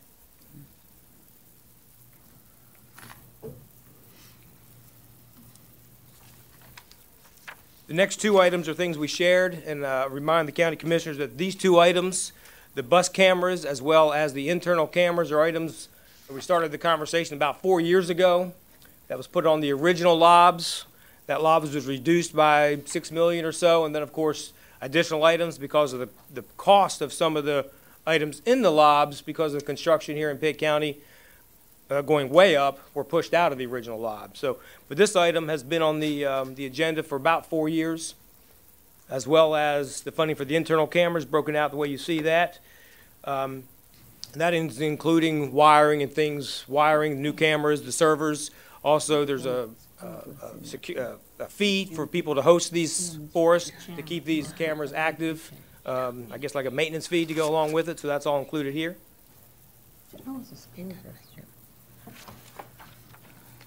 Another question. Yes, ma'am. I drove a school bus back in my day, and I know that the climate has changed as well as the makeup of the students' attitude. But why do you need, aren't the children separated on the bus by school where they're going, like elementary children on the same bus, or are they integrated? Because no, they're separated. Usually it's an separated. elementary bus that runs They were all to Northwest. integrated. They don't run a second route for Welcome Middle or North Pitt. Yes, so ma'am. why do you use, what's the thinking as it relates to cameras for elementary school students? Most of that is discipline issues, bullying issues, that we can follow up on those sort of things and meet with parents about what's going on in those areas. Same way with the internal cameras. Boy, it's changed a lot. There's been a lot of talk about resource officers in the last several months. I do know Mr. Elliott informed you that or reminded you of the governor's proposal of $130 million. Half of that or so was for school resource officers, I believe. That was about the number, approximately. Then the other part would be for counselors and social workers, to get the ball started. So for Pitt County Schools, if that comes to fruition, and if that's the case, then there's a possibility of some additional dollars there. But we are asking that we need additional resource officers through the Sheriff's Department. We're also going to send requests to all the municipalities. As I shared, Farmville has already wrote a grant for additional SRO to put in the Farmville schools. I was told this past weekend that Winterville is in the process of trying to add that position. We'll also be meeting with the city to talk to them about possibilities of adding additional SROs from the city as well. And of course, all the other municipalities here in Pitt County. Dr. Linker, if I can input on the SROs. So currently, the Board of Education contracts with the Sheriff's Office for 6 SROs, and the county then pays the school system back, but they're paying the school system back with the current expense dollars you give them. So if you ask for additional SROs from the Sheriff's Department, then they need additional current expense dollars to pay for the SROs. 2 ways. Currently, all the SROs are actually funded by state dollars. There's no SROs funded with local dollars. Yeah. We fund that through at-risk funds, which is called PRC 069, which doesn't mean anything in this sitting here in this setting, but it is state dollars. We budget about $1.2 million that goes toward the city of Greenville and Pitt County that we get a bill directly from the city of Greenville and the sheriff's department, or I don't know if it's directly from you, that we fund you back that money from the state dollars. So at this point, there is no local dollars in SROs. Is there state dollars available to expand that for additional SROs? That's what we're waiting to see what the governor says. That's what we're waiting to hear from the governor. Mr. Garris? That was going to be my point. You know, we're talking about trying to get these funds for the resource officers from these local entities. Are we also putting an equal level of pressure on the state to fund these, because that is personnel and that is the responsibility of the state? We will be looking at, well, bottom line, yes. I'm actually going to be on a statewide school security superintendent group, whatever the official name is, who's going to be having that conversation, meeting with members of the General Assembly. The General Assembly just released something this morning, I think. I don't know what it was exactly called, but it was a study commissioned by members of the General Assembly to make recommendations to the General Assembly on funding what they need to do. And I think the total money they're looking at is $800 and some thousand just in personnel for the things we're talking about right now: SROs, nurses, psychologists, social workers, and counselors. Dr. Linker. Yes, sir. You're saying 14 positions out of $1.2 million from the feds or state, whatever. That comes $85,000 per position. Correct. Is that how much an SRO person makes with benefits and everything, or? I guess that that way I understand it, we're actually paying the actual individual salary of those 14 individuals. I don't know if cars are included or gun, that sort of stuff. In the summers when they do a lot of their training. Scott, could you find out? Where they get it from? From us. What's that? Scott, could you find out what the breakout is of the $85,000 per Right. SRO? We were just discussing too, we don't believe that includes the cost of equipping them with a car, the gun, and all the equipment beyond the salary. But we'll They must have to have some particular certification or something, huh? Oh, of course. So if you're working in the schools, you got to have. I'm sure you have to have additional training. I would certainly imagine. But those individuals are usually hand selected by the sheriff or the city to work with the school system. A lot of that is also overtime because they have football games, basketball games, special events at the schools, and the SROs usually cover the security for those, and that's outside their normal hours. So there's a lot of overtime built in to an SRO position, at least in the high and middle schools. You think it's part of the 85? Yeah. Okay. I would say yes. Thank you, Mr. Webb. That is correct. Well, how do you get that from places like Fountain? And he said he's asking municipalities. I think that's probably based off what Greenville Police and the Sheriff's Office pay, because since they're being contracted through, you have to pay them at the rate that they're in. And a lot of times the salaries are not base level salaries because you don't want inexperienced officers working in the schools. You don't want to throw a 21-year-old into a high school with 18-year-olds because, you know, they're still learning as officers. So most of the time you have a veteran officer, and with a veteran officer comes, 10, 15 years of pay raises and things, so they enter in at their salary. So it's not like that they're creating a new position and a rookie police officer or deputy goes in there. They create the position, and there's a selection process, and they try to make sure they're getting the most mature, trained, and competent officers that like to work with kids on that level into those schools. Makes sense. They don't use veterans. Thank you. I couldn't have done it any better myself. I appreciate that, actually. So our one-time capital requests are about 3.7. I know the conversation about the $1 million for the secure entryways has already been addressed in Mr. Elliott's budget, plus the bus cameras, internal cameras, also part of the LOBS program that we started several years ago. Just other impacts to the budget. The camera on the buses, how many cameras does it take per bus? The ones we're looking at currently are 3 cameras per bus. Is that to monitor internal as well as external? No, that's just internal. So what about the cars that pass a stop school bus? I've seen that happen a couple of times. There actually is a law. If you remember, the governor came down last summer, signed off on the law very similar to the red light camera law, so we were a little hesitant to jump on it, obviously, here in Pitt County. That actually was written to allow schools, with approval of the county commissioners, to install cameras on the red light arm, on the stop sign arms, the stop arms on buses, to put those cameras on. We've actually collected some pricing on that, which is something we were hoping to be able to start collecting at some point and maybe pay for the bus cameras. We haven't moved forward with that because we've been in this other lawsuit for a while now.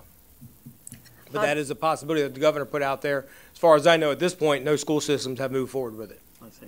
Are the arms still delayed? Because I've seen buses stopped in this. Well, the flashing red lights are going.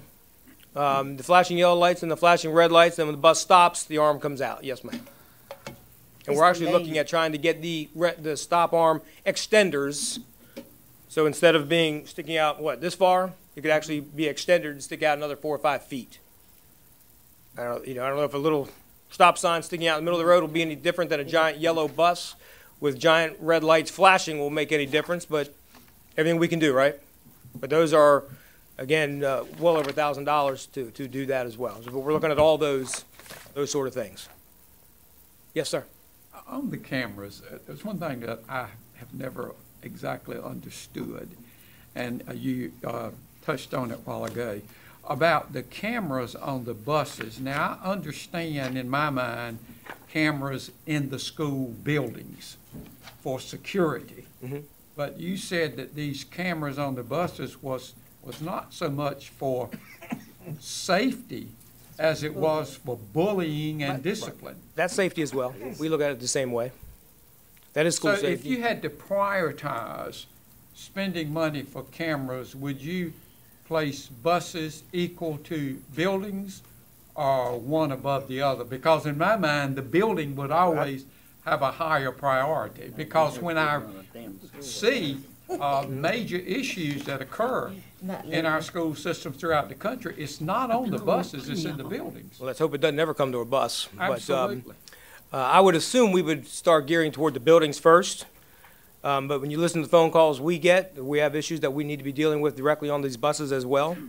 But I would, if we had to pick one, I don't know if we've actually, if I put it to a vote of the board where it would go, but I assume we would look at internal cameras on our buildings first. Okay. But I know, Ms. Hudgens, you made the comment about bus cameras, how important they were at our joint meeting, and we certainly agree with that. It is important. Sometimes the children distract that driver from being safe.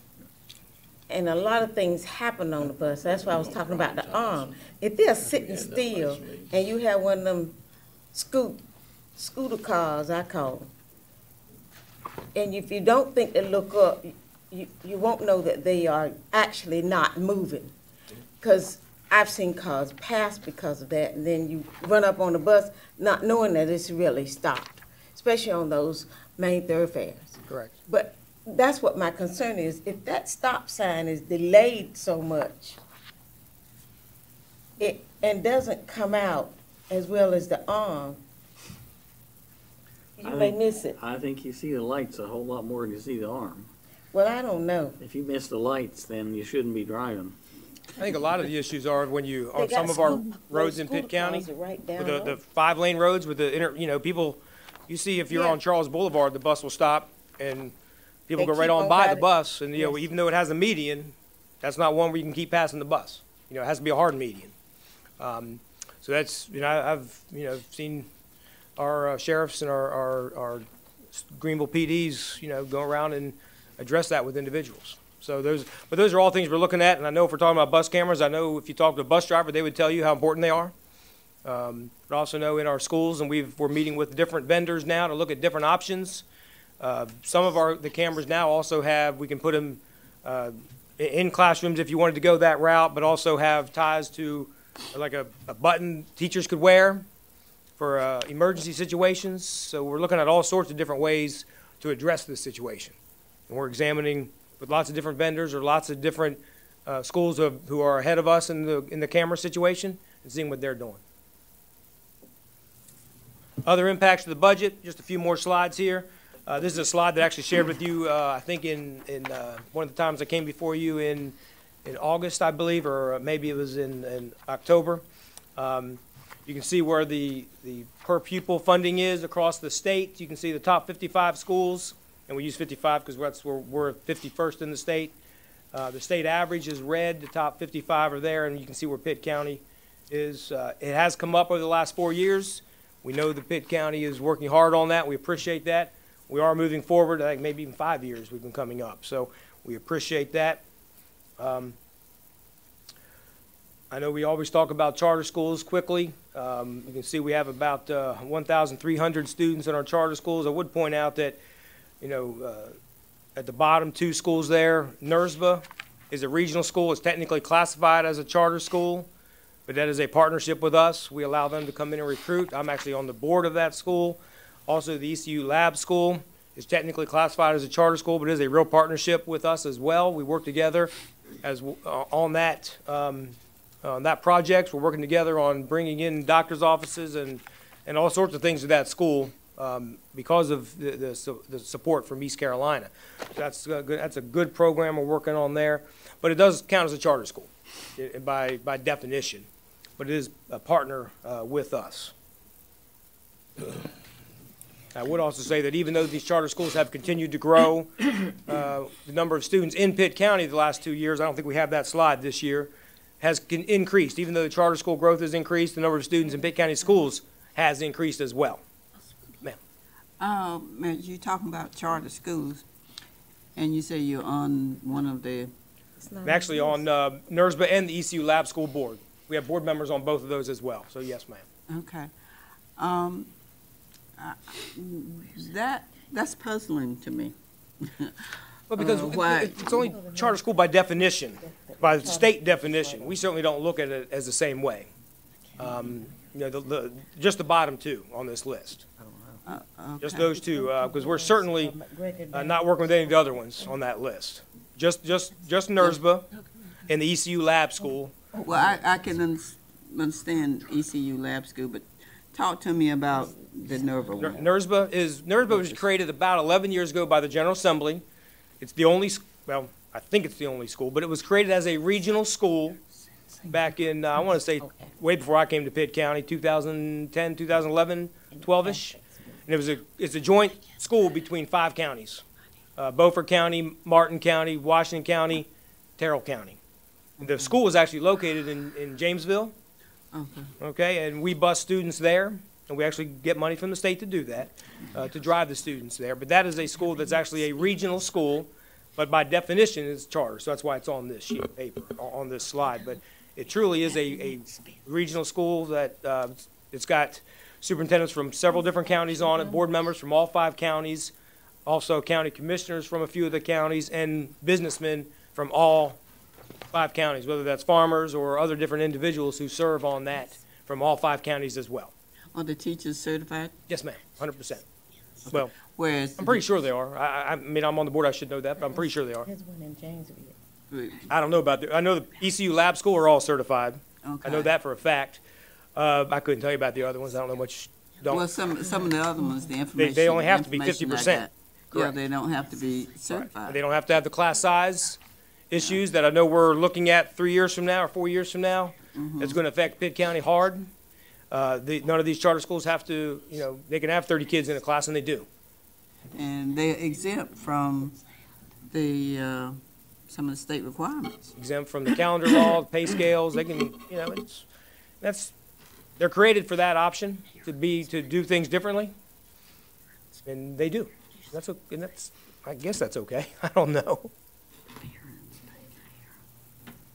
These are actual numbers for the charter school, actual numbers? These are proposed numbers for next year based on DPI's numbers that they've given us. The actual numbers are less than that right now. Right now, their numbers are not that high. ECU Lab School, for example, is about 60 right now. NERSBA for Pitt County is about 40-something right now. About 15 kids a year go to NERSBA. Winterville Charter, if I saw the numbers correctly, if I remember correctly, I looked at them just the other day, it's about 550 or 560 now. they're adding another grade, and they'll top out. The same way with the other one here in Pitt County, which is Ignite. They're adding their last grade next year. They have about 200, somewhere, maybe a little less than 200 right now, but this is where the DPI is projecting them to be. Whether they get there or not, we won't know that till they actually show up to school. So these numbers can and will change, obviously, because if some of these students come back to us, our numbers will go up, their numbers will go down. Yes, ma'am. All of these schools are in different locations. I mean, they're in different buildings. The ECU Lab School is a designation within Walcoats. Am I not correct? South Greenville, but yes, it's within Pitt County it's in Schools. South Greenville, excuse me. Yes, it's actually one wing there at South Greenville. One wing, and it's the children who would be there anyway. Yeah, so really that's a wash for the most part. Right, and most of these schools, the parents are paying for them to go there, right? No, ma'am. No. Not a charter. It's free. It's free. Washington Montessori? That is there are probably Montessori schools that are private, but this one happens to be considered a charter school, so it is technically just like a public school. Yeah, free. Not kind of like a public school. So, and these charter schools can deny students, especially those that will bring down their test scores. Whereas the public schools have to accept everybody. We accept. We accept them all. Yes, Yes. ma'am. Public schools, Pitt County schools will take a kid. They live in Pitt County. We'll put them in one of our schools, no matter if, where they are in their situation, in their personal life, or what's going on in their family. We'll take them. I can't obviously comment about any of those other ones at this point. They can pick. Where's who they Heritage will Village, accept. Heritage Collegiate located? Heritage Collegiate is in, I want to say that's in Wilson. Do you know? Wilson or Edgecombe, I'm not sure. Northeast Carolina Prep, I know, is in Tarboro. Washington Montessori obviously is in Beaufort County. Beargrass is just outside of Stokes. There's one in Wake County. Children's Village is Wilson or Kinston. And Heritage Collection is Wilson, or I'm not sure exactly. But we get a list of, every month we get a list of their students. And someone, whether it's someone in the finance office or someone in our student services, goes down the list and make sure they haven't re-enrolled with us or re-enrolled somewhere else. We check that list monthly before we write a check and send it on its way. And there's no cap on how many charter schools in North Carolina can be in North Carolina. Correct. Now. I think it's 187 about now. So where it used to be. Used to be 100 until about 8-10 years ago. Dr. Licker, you may have mentioned it, that NERSPA, that stands for the Northeast Regional School of Biotechnology Agri-Science. Yes, sir. Yeah, the General Assembly basically created a law, which going back to the history of this, it was the boards all agreed way back then, the school boards agreed whenever that was created to agree to have this school. And the school eventually it'll be capped out at, I think it's 300 kids or 250 students. But it's just a regional school, kind of like an early college almost. In fact, is now treated like an early college and actually teams up with Martin Community College and a little bit with Mount Olive College as well. Funding for those, as you can see, as you would have guessed, you can see it happened in 15-16. That was the year that Winterville Charter opened, and the next year Ignite opens. You can see the big jump there of what those two schools. Of course, those two schools take probably 80% of the charter school students. Then just our average daily membership. Do have that slide in here. You can see we are coming back up the last couple of years. We're projected to increase again next year from the state. Our fund balance has been decreasing for numerous years. We share this slide every year. We all did tell you last year that number would come back up, and it did this year with the goal that savings of about $600,000 or so was being earmarked toward the early college facility that's being built at Pitt Community College. So that $600,000 is going to go toward that project at Pitt Community College. Plus there was some money in the lobs as well for that. guess that brings me to the end. So I know we've had lots of questions, but I'll certainly take as many questions. And again, we appreciate the opportunity to come before you and share our budget and the rationale behind our budget and what we're looking at. I do would like to point out that I do have our finance officer, Ms. Deborah Baggett, back here with me, and also one of our board members, Ms. Betsy Flanagan from the Farmville community, here as well. Thank you. Any questions, we'll go to them. So that's fine. Mr. Elliott, let me ask you a question or two. Yes, sir. In your proposed budget that you presented to us this morning, did referencing page 11 on Dr. Lincoln's presentation, referencing the security entrance, the bus cameras, the internal cameras, we have a total on those three, but no total on the resource officers. Your budget that you presented to us, does that include any of those for funding? And if so, how much? I have page 13 on the bottom where the secure interest is at $988,368. Doesn't include that with the one-time appropriation out of Article 46 sales tax. The bus cameras and the internal cameras, bus cameras at 1.4, internal cameras at 1.3 for a total of $2.8 million is not included in this proposed operating budget. But Dr. Linker did point towards a LOBS borrowing, the limited obligation bond borrowing that we might do this summer, that of the $6 million in remaining capacity to leverage Article 46, you could do those two things if they so chose. Technically, the Article 46 was really meant for traditional brick and mortar, but I understand needs are needs and security needs are security needs that need to be addressed. All right. You do not have any figures on the resource officers, indeed? No, he has not told us how many he would like. We've discussed that, and it's not, hasn't been nailed down. So what you have inclusive now, approximately, how much is it of this $3,755,000? You about half of it, a third of it, or what? About $1 million, but then it also depends upon the $800,000 in red light camera, if he's going to apply any of that towards these bus cameras or internal cameras, or is that going to go toward the technology needs that were identified otherwise? Dr. Lincoln, when we had our meeting out at the Ag Building, I referenced, and I think 2 or 3 others did, about prioritizing. It would be mighty helpful to me, because whether or not all of this is funded or some pro rata part of it, I thought your board had prioritized them. Well, and you're telling me they had not? Well, the secure entryway corridors were the first priority. However, the other 2 items have been on our list for 4 years, so they haven't gone away as a priority. The idea with the SROs was that is such an ongoing, continuing expense, not a one-time capital request as these are, which is why we kind of listed them separately. We're in the neighborhood of 25 to 26 SROs needed countywide, not all of which would necessarily be coming from the county commissioners. I would think we would also approach, like I said, approach the municipalities as well. Well, I think I'm missing something.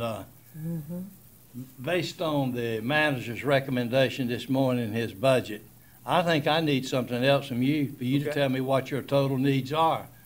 Am I the only one that gets that? No, you're not the only one. Does everybody understand what he's asking for? Additional monies. Yes. I know. No, in the budget for this year, or for the next, calendar year. If he's got 14 SROs that are state-funded right now that are within the school system, if he needs 25 to 26, let's just say we double the 14 to 28 for simplification, that'd be a 2.4 million. It's 75,000 apiece. 14 additional. If those were all to be funded via the county's appropriation. I had those questions, but I don't have answers to that. So, anybody else got any questions at this time? Go ahead. Your red light camera money. How often do you get monies from the red light camera, Doc? It shows up. I think we get a check out monthly. Okay. Monthly? Have you got an answer for it? No.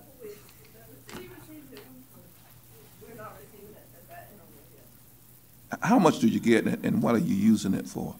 But right now, we're not using it for anything, which is why until it just, the red light camera lawsuit just ended last week. So now we're going back and saying, okay, the technology list I gave to you would have been what the red light camera money was used for in the first place. That was about $800,000 or 700 and some $1,000. That money would have been used for that. The board is now re-looking at that and looking at cameras. Now that Mr. Elliott's budget includes the secure entryway corridors, that would have been our first priority, would have been to address the secure entryway corridors. Now, Mr. Elliott's handled that. We'll then go down to our other cameras and see where the biggest needs are within the school system. That does not address the SRO situation. I'm not even sure exactly how to ask, except for basically $2.5 million for another 25 SROs. My point, Dr. Lincoln, was this. I think you totaled this up. It's about $4 million or there, give or take some. Correct, sir. In his budget, he's only giving you about $1 million to cover those aspects. Correct. I was hoping that the school board and you would give me some prioritization, so if I can, as a board member, I can add some to that $1 million. Well, that's my piece. Are we talking capital requests or ongoing? Because SROs are something that would be an operation expense. You know, I said earlier that responsibility of safety for the schools, of course, it's all of us, all our citizens, but it's primarily with you and your board. And for me, as a commissioner allocating the taxpayers' money, I need some resurrection from you as to give me some credence to do what I think your needs are. Bill? With that in mind, after our joint meeting, I think one of the things we talked about was, you know, we've got to prioritize. I mean, there is no way we can do all of it or 50% of it, particularly with the budget as tight as it is now. And I feel like our manager and our finance department have done the absolute best they can to stretch and to, you know, I mean, I don't know where the money, because if you look at the two budgets, there is no more money over here to put into the budget. But I think they have used a lot of creativity. I think one of the things we talked about was the entry. I still think that's very important. I'm glad we're moving on with that. The SROs, yes, they're very important, but does the school want to prioritize them as the next level, or do the key entries or the cards or whatever? In other words, I think after that meeting, our thought was that we needed to have it. I mean, we can't get it all this year. The money's just not there. We met after the meeting yes. To try to get the idea of prioritization, but I think it was kind of difficult for the school system to do that. I also want to clarify that I misunderstood that. So we currently have 14 SROs that are basically state funded. If he wants 25 additional on top, or 25 or 26 on top of those 14, then you're talking about $2.2 million just in salary, not including the car, gun, or any other equipment they may need. So that's $2.2 million to get you 25 SROs on top of what the state funds. So Scott, I came to this meeting here after the one we had out there. All of the schools do not have these resource officers. Correct. Right. I came with the concept that all of them needed it. Correct. And I thought that's what you were going to present to me. I don't mean you specifically, but I mean totality of presenting what it would take to put them in all the schools. And not to put Dr. Linker on the spot, but I did ask him when we met as a follow-up, how many SROs do you need? And I think you had nailed it down at that point. About 25. I think with the Farmville adding one, we'll see what Winterville does. That puts us at 24 if Winterville adds one. So that, 24 to 25 is what it would take to get one in every school. And then the numbers are 2. Tom might have a solution for this, Yeah. Tom. No, I don't have a solution. The card entry system, what would prevent somebody from piggybacking? Somebody swipes the card to go in, the door's open, somebody goes right in that's not unauthorized. Well, same thing. Nothing prevents that from happening anywhere right now. Is that correct? Well, and SRO, I know it's costly. I made a very unpopular statement last week that if we have to have an increase, then I think school safety needs it. Right now, we got 11 schools that I'm going to say are protected. They have somebody that can respond immediately but you have 37 schools. That leaves 26 schools completely armless. And we can say we don't want school teachers to have a gun, and we won't get into all that. No. But for us to sit back and not do anything to protect these schools with the environment we're in today, if something happens, how are we going to feel? $2.4 million is a lot of money. Last year, I made a passionate argument that I felt like our budget should have been 72 cents. I was argued down, and we ended up with something less than that. But so here we are at the end of the year. Scott, would we have been better off if we had a 72-cent tax rate? Yes, sir. The answer is that. That was a retort. Be careful. So when you start to measure the value of a life and the impact of the family and the community, what in the heck is $2.4 million? Ask the people down in Florida. Ask the kids, the people in Columbine. Ask the people up in New Jersey and all these other crazy places that nuts have done something. And we have 26 schools defenseless right now. You disagree with that? No, I didn't agree with anything he said. He's exactly right. He's got the numbers exactly right. Thank you, Tom. Glenn? Thank you, Mr. Chairman. I think we need SROs in every school. I think a force-on-force option is the absolute best way to deal with something like that. Door mechanisms and everything are great. Sometimes they fail. Sometimes they can be defeated. A force-on-force option changes the bad guy's focus. He has to deal with that officer who's now dealing with him, and that gives everyone else time. If to fund it, I would rather, instead of a generic, us just voting a tax increase, I would rather us put a bond, because no offense to anybody on this board, I just don't trust politicians with money. So if we're going to create a pool, I would rather it be through a bond so the citizens have a voice in it, and the money has to go specifically to that. So you're asking to a tax increase put on the ballot to whether voters would want that? I think that's the better way to fund it, because then the money is guaranteed to go there, correct? I think in the past that issues came up in Janus. I don't think we're authorized to put that type of question on the ballot as to whether the voters would support 1 penny, 2 penny, whatever penny tax increase for that type of expense. Now, a capital project such as a building, we are authorized to do that, but I thought we had looked at that in the past, and the answer was no. That's what I recall in the past. I'm happy to update that research. Well, then we may just have to. Are you talking about a state bond or a local bond? Well, the state could do it, but you know, all the campaign material I get from the state says that they have a $500 million surplus, but they're not willing to pass it down apparently to us. And why they're waiting until May, I don't understand, when this is a pretty acute issue. When we can get a special session over a bathroom, why can't we get it over school security? And, I mean, that's not a question for you. That's a better question that I'll ask later today of our representatives. But in all honesty, I mean, I understand it's an election year, so this is going to be a lot of fodder, and they don't want to give the governor a win. The governor don't want to give the General Assembly a win. Meanwhile, the only people really losing is the counties and the school systems.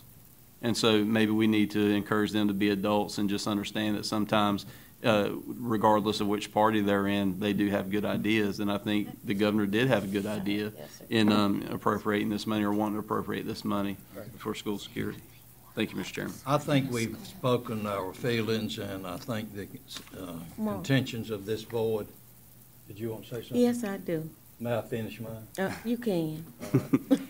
I think we need to, the feelings of this board is that we want to help solve this problem now. Of safety.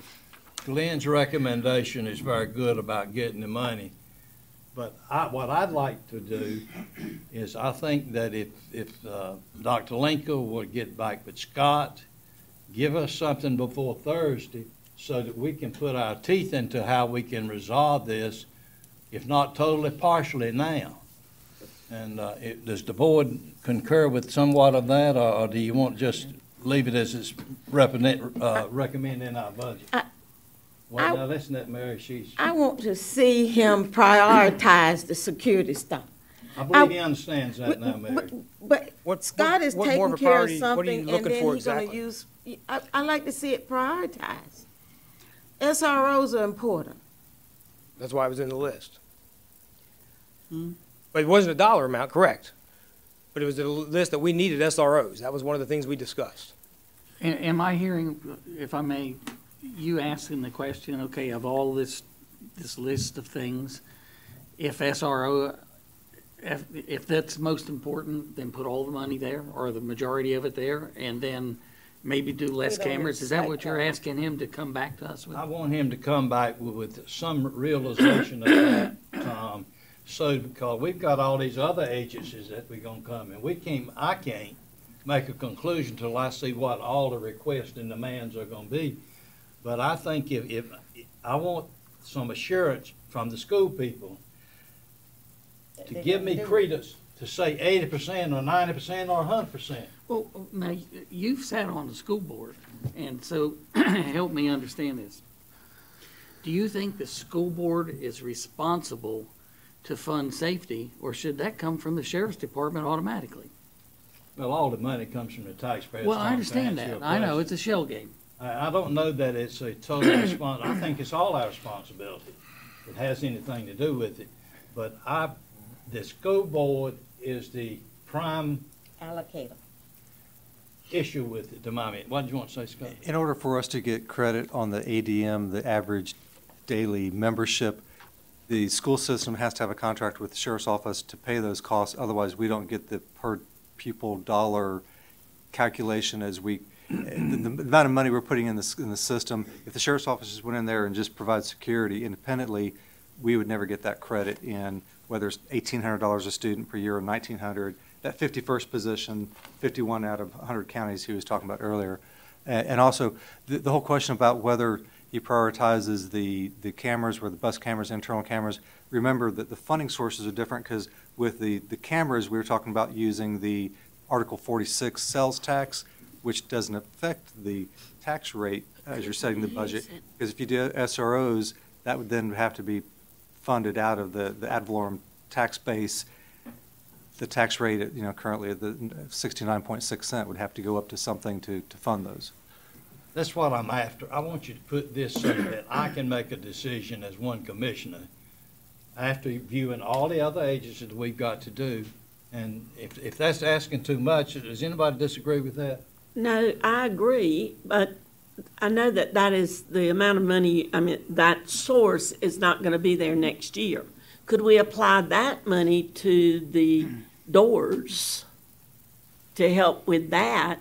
And then we would have money You're already doing that. more available for the SRO. The $1 million for the doors was already coming out of Article 46 just as a one-time grab. But the out of quarter savings. cents. That is a quarter cent sales tax. The doors Okay, come out of. so, but in other words, okay. Doors and cameras were both coming out of Article 46. The doors, we were just going to take the amount in the fund and just pay for it immediately. The cameras, we were going to finance through through a debt payment over 20 years. But both Article 46 funded. The other thing is, as I see the school budget, it's beyond it's higher than recommended by our finance people. So somehow that's not going to be able to be funded because we don't have the money. So we've got to figure out or you all have got to figure out how to come back to us so that we can balance that. And until that's kind of done, we do need to hear, as our chairman has said, really what the expectations are. And we cannot do it all at one time. We cannot afford it. I think even if the state comes up, like Glenn said, that amount of money that they're proposing, that's still not going to be enough for us to get done everything that's on that list. And I want to make sure that what we do this coming year is the most important on that prioritized list. It's just like a lot of things. You cannot do it all at one time.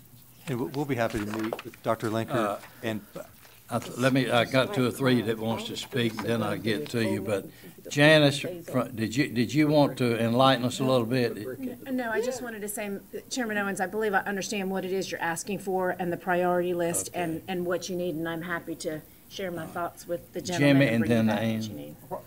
My question is, and I know we're repeating ourselves now, whose responsibility is it to fund SROs?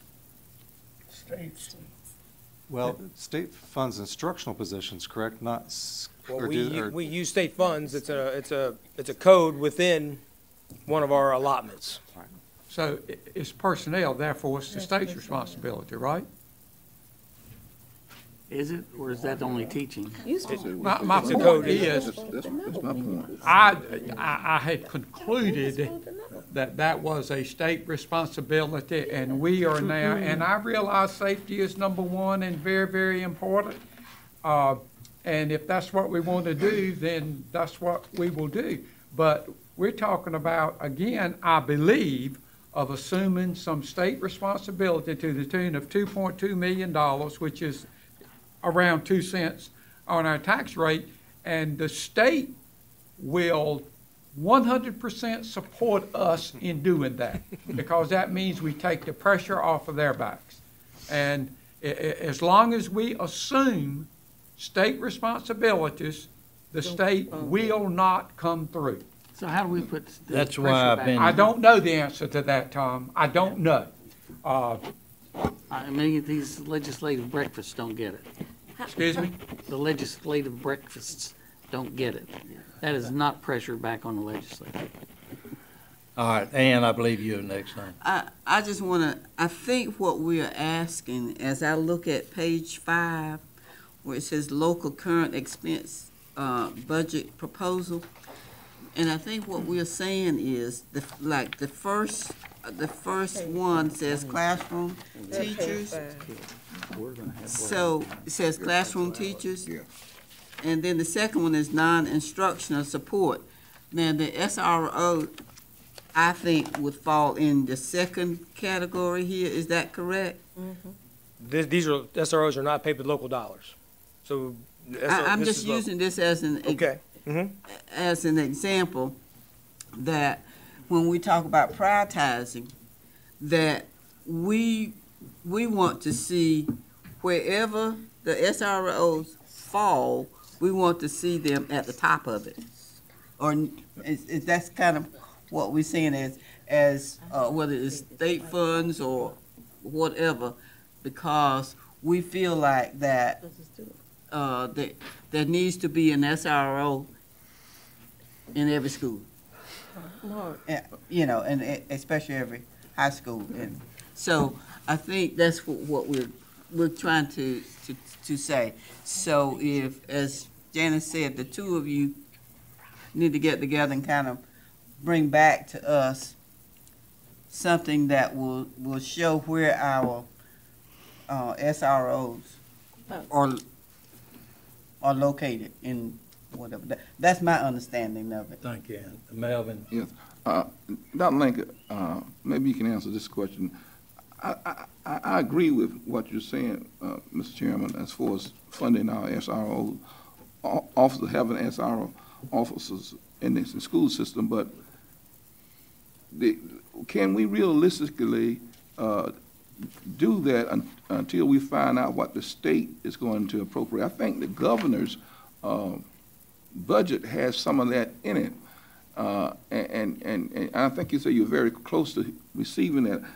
I think that we ought to at least hear what the state appropriation is going to be from the governor's office, and then such time we can start looking at what we can do in terms of that. And I think you say you was on the verge of hearing, getting something. Well, you know, the governor put something out, I think it was Thursday of last week, at a meeting he was at, and shared that he was putting $130 million toward school security, but that encompassed all sorts of things. So that was social workers, psychologists, SROs, hardening of the schools, those sort of things.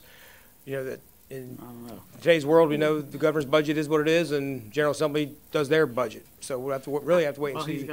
he's got a Now- hostile legislature. Now, do sure they has. include the lottery monies in that? As far as I know, lottery money can't be used for anything we're talking about right Haven't now. received any lottery money at all yet. Mr. But we Manager, get I it, and I believe think- you got about what we need. Yes, sir. Can I Thank you, say one Melvin. thing? That you finished, Melvin? Yeah, I'm through. All right, thank you. And you and the superintendent get back to us, and as we go through the process of our budget, I believe we got another one scheduled for 11 o'clock. Thank you, Doc. Mr. Chairman, Chairman, Yes. that swipe card money, the student's gonna prop the door open, they're gonna swipe it, they're gonna walk in. I mean, it's better spent at the SRO. I mean, you talked about the swipe card. That's a thought, that's an idea for whatever. But you think about what the student's gonna do with the use of it. Break it, lose it, the swipe card. That's an interesting point, if I may. Let's say a student misuses that card. Will there be some kind of, Well, swipe cards can be Reprimand? programmed, and the swipe cards at this point are given to the employees, and then the students will have access to use the swipe card between buildings. Okay, At this but point, even we're not so- at the stage where we can actually have enough doors. Each of these doors cost several $1,000s. We're not at a point where we can actually give every student a swiper card. By the time we get to that stage, we're 2 years away from where your iPhones or your smartphones will be your swiper card. That technology is real close. So when that shows up, you just need you don't need the cards, you need the mechanism on the door. So that technology is coming, but you'll be able to track it. You can program it. It's not like kids can get a swiper card and come back at midnight. I mean, it doesn't work that way. well, All I'm right, talking about let's during the resume day. this later with that, swipe cards, bootlegs, or whatever. Your next order of business, 11 o'clock. Yes, sir. We have Thank you. Pitt Thank Community you. College presentation. Thank you, Dr. Lincoln, your We've already been staff presented. and board members. Understand that even if they drop the money, which is funded, Money's come from different sources. they could not use that for extra security.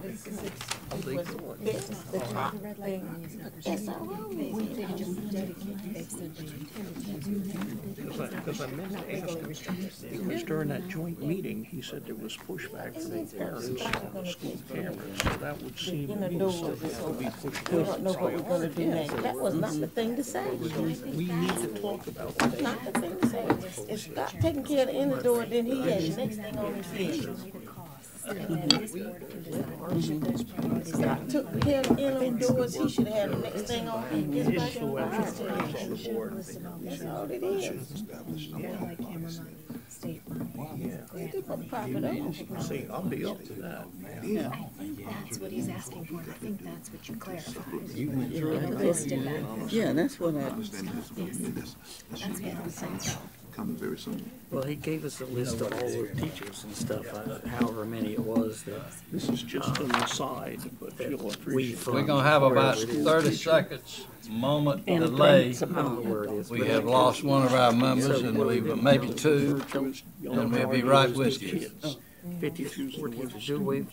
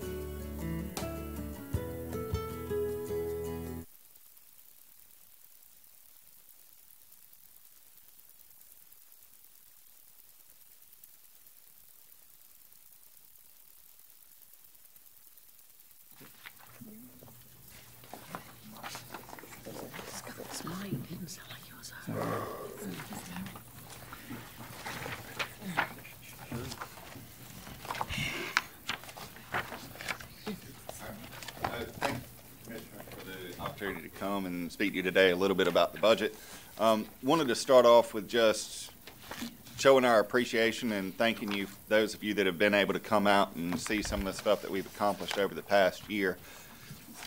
In the top left, you'll see a picture of, I imagine when, it may have been a little bit before Mr. Webb's time when he came out, the old Law Enforcement Training Center, we refer to it as the Greenville Center Annex, the old warehouse space that was there.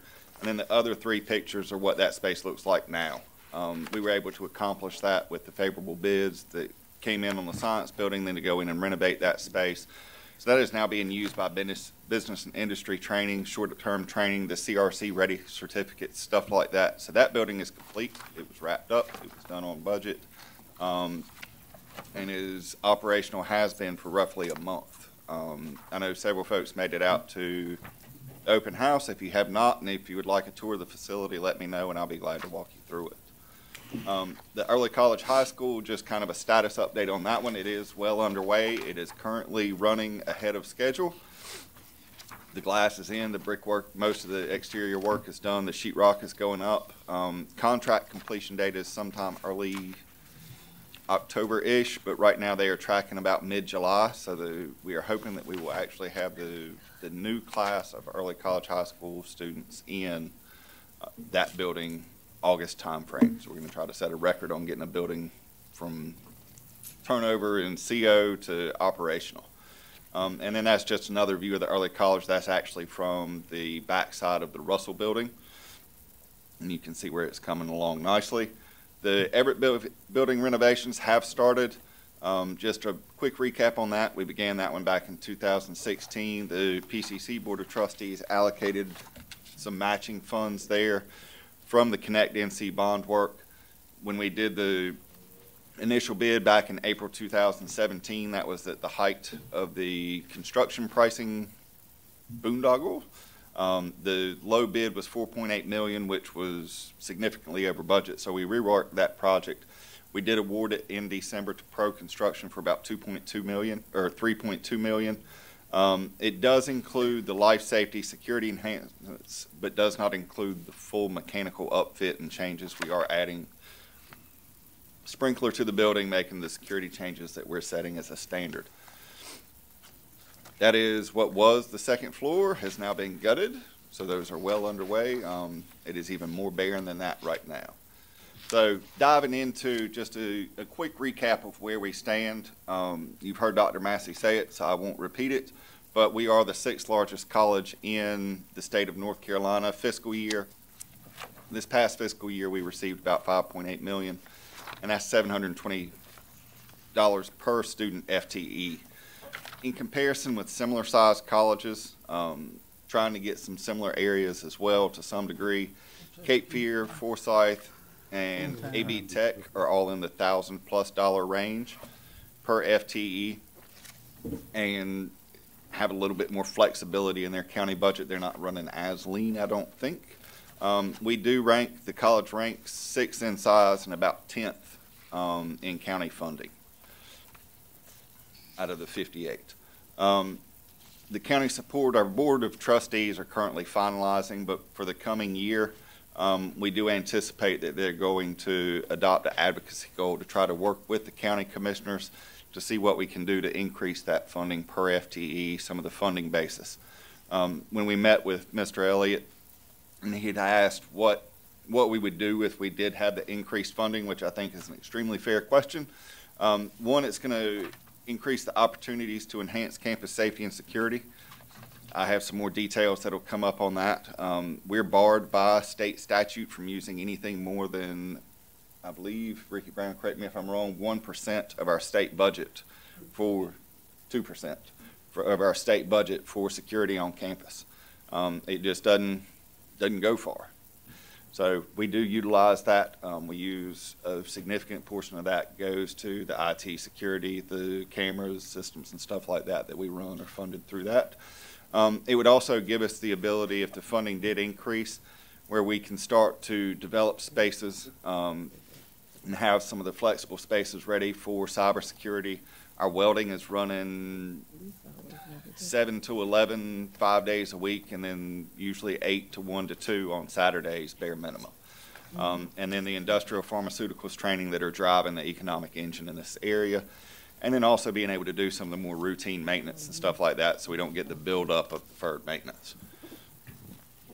The facility services and operations, just wanted to provide a quick recap. I don't know the last time that we did this. I looked through the past presentations. Just an idea of where we stand and how we operate. We do have 12 full-time positions that are funded by the county for facility services and operations, maintain roughly 712,000 square feet of buildings on and off campus. The off-campus locations include the Farmville Center, the Greenville Center Annex, and we do a little bit down at Bernstein, but once it hits a certain cap, that goes back to Access East. The oldest building, of course, being Vernon White, was built in 1964. The newest building was the Williams Building, which was done this past summer. We have been pretty aggressive. I have mentioned the past several times I've been up here. We've been pretty aggressive as far as energy management goes. I am very pleased. I started pulling national averages and industry averages for community colleges. We're at about $1.56 a square foot, where the industry average is $2 a square foot. So we spend $1.1 million on electricity and natural gas for those. So we've been pretty aggressive. We've talked to several energy management companies. I've had 2 that declined to do anything because there wasn't any money in there for them. So I think we have a pretty good grasp on it. That said, we do have some more aggressive plans in place that we're working on to bring that cost down even further. Campus police, we're fortunate to be one of the few. I believe there are 20-ish maybe, and out of the 58 that actually have a sworn police department on campus, the others are farmed out and have a mix of non-sworn, non-carrying security guards. They may have one sworn officer on campus to whatever. So the Pitt Community College is very fortunate. And I want to express my thanks again for that you guys had the foresight 20 plus years ago, I believe, working with Dr. Russell to establish a police department on campus where we do have a captain, a chief, and then 6 sworn officers that are there from 7 to 11, 5 days a week. They are responsible for the security on campus, the Greenville Center. 20 plus buildings. At peak times, we do have about 4,000 individuals on campus. That doesn't include any major events that we have going on. If we have something, the most recent one that came to mind was when we had Hillary Clinton come to campus. We did have to call in mutual aid for that one. There was no way we could do all the security there. We do have, because we're responsible for the security out at the Farmville Center, we do have a mutual aid agreement. I just can't have one of my officers stationed at the Farmville Center all the time. So we do have a mutual aid agreement in place with the town of Farmville, where they would be the first responders. Overall, I would say we're in okay shape when it comes to security, but there is a lot that we need to get done. I was pleased meeting with Mr. Elliott and his staff that they have found the money in those closed out projects that will allow us to at least knock out this first phase of the campus door lock replacement. These are the interior door locks, and I won't read you the full slides there. The thing we've got is some of these door locks are close to as old as I am. Some of them are older. The door lock to my office is older than me. It was put in 1964. It's still there. It holds strong. It's durable. You don't get them like that anymore, but the problem that you've got, it can only be locked with a key. So to lock my office, if something is going on, I have to go out into the hallway, turn the key, and lock the door, or keep the door locked at all times. So it's a balance between customer service and safety and security. I opt more for the customer service. But the problem is we have some of those locks on our classroom doors as well. So we're moving on that.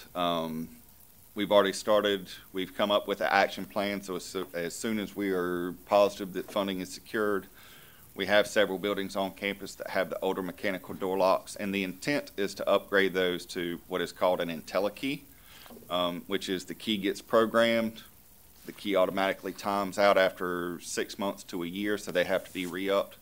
So I don't run into the issue that I also have going on in some of the buildings on campus, which is keys from 1964 to 2017 may still be out there. It doesn't take much to walk over to a locksmith to say, hey, can you make me a duplicate of this? Even though it says do not duplicate on the back. If you know the guy, your buddies, you can get a duplicate. So we know some of that has gone on. So we've taken some steps and rekeyed doors and stuff like that, but this gets us a huge step in that right direction.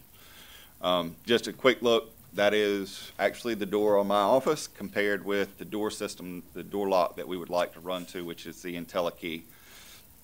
The budget request for this year, we did talk to Mr. Elliott a little bit in advance. We tried to keep ours reasonable as far as we do have the operational cost for the early college high school, which is the lights, the heat, the custodial services, then the salary increases, trying to keep in line. It may not be that high, but trying to keep in line with about what the state would do.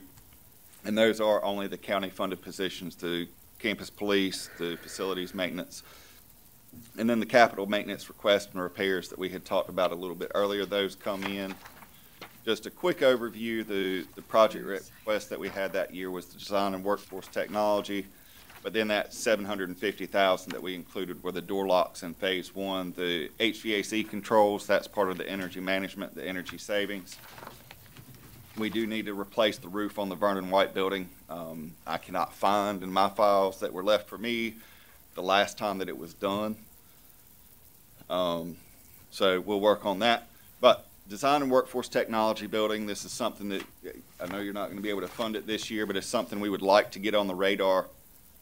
This is a building that's in dire need for Eastern North Carolina. We do run some cybersecurity. Some of these programs are already on campus, but there's a lot of expansion space available. We have students that are in our first year security programming that are being offered jobs on the spot. They're telling them you don't even have to complete the degree. You've shown that you can get through the first semester. Come to us. And luckily our staff are getting them to, or our staff and faculty are getting them to stay to complete that degree, so they'll be more marketable as they go on. That is you have probably seen this. This is the idea of a maker space where we could kind of merge some of those together, where you get the students that are in the pharmaceuticals area and the students that are in the industrial systems areas into the same space so they can see what the impact, how this machine is going to operate, that they're going to be using, and then how that machine is maintained.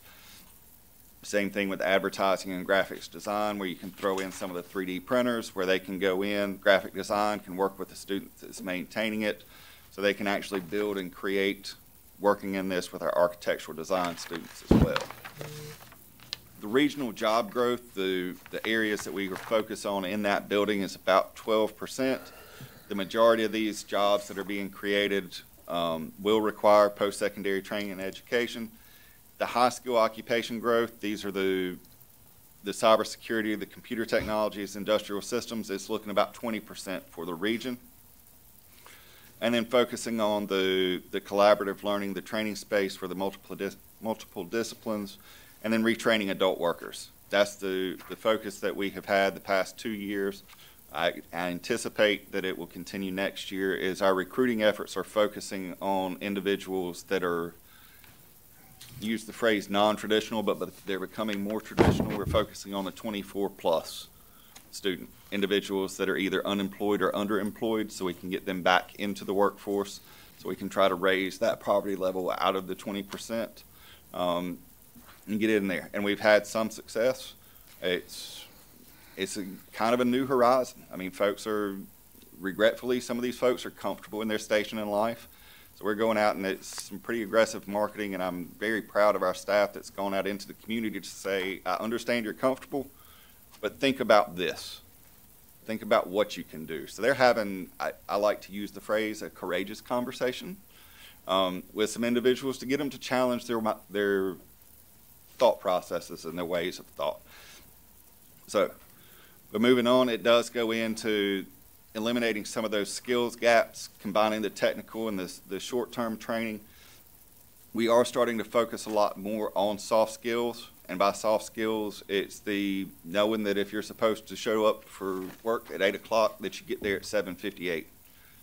8 o'clock does not mean 8:15-ish. It's not that 8 o'clock hour. It is 8 o'clock on the button. How to dress appropriately for an interview, how to dress appropriately for work. We're focusing on some of these skills just because my parents ingrained it in me, but it's just not being passed down for some reason.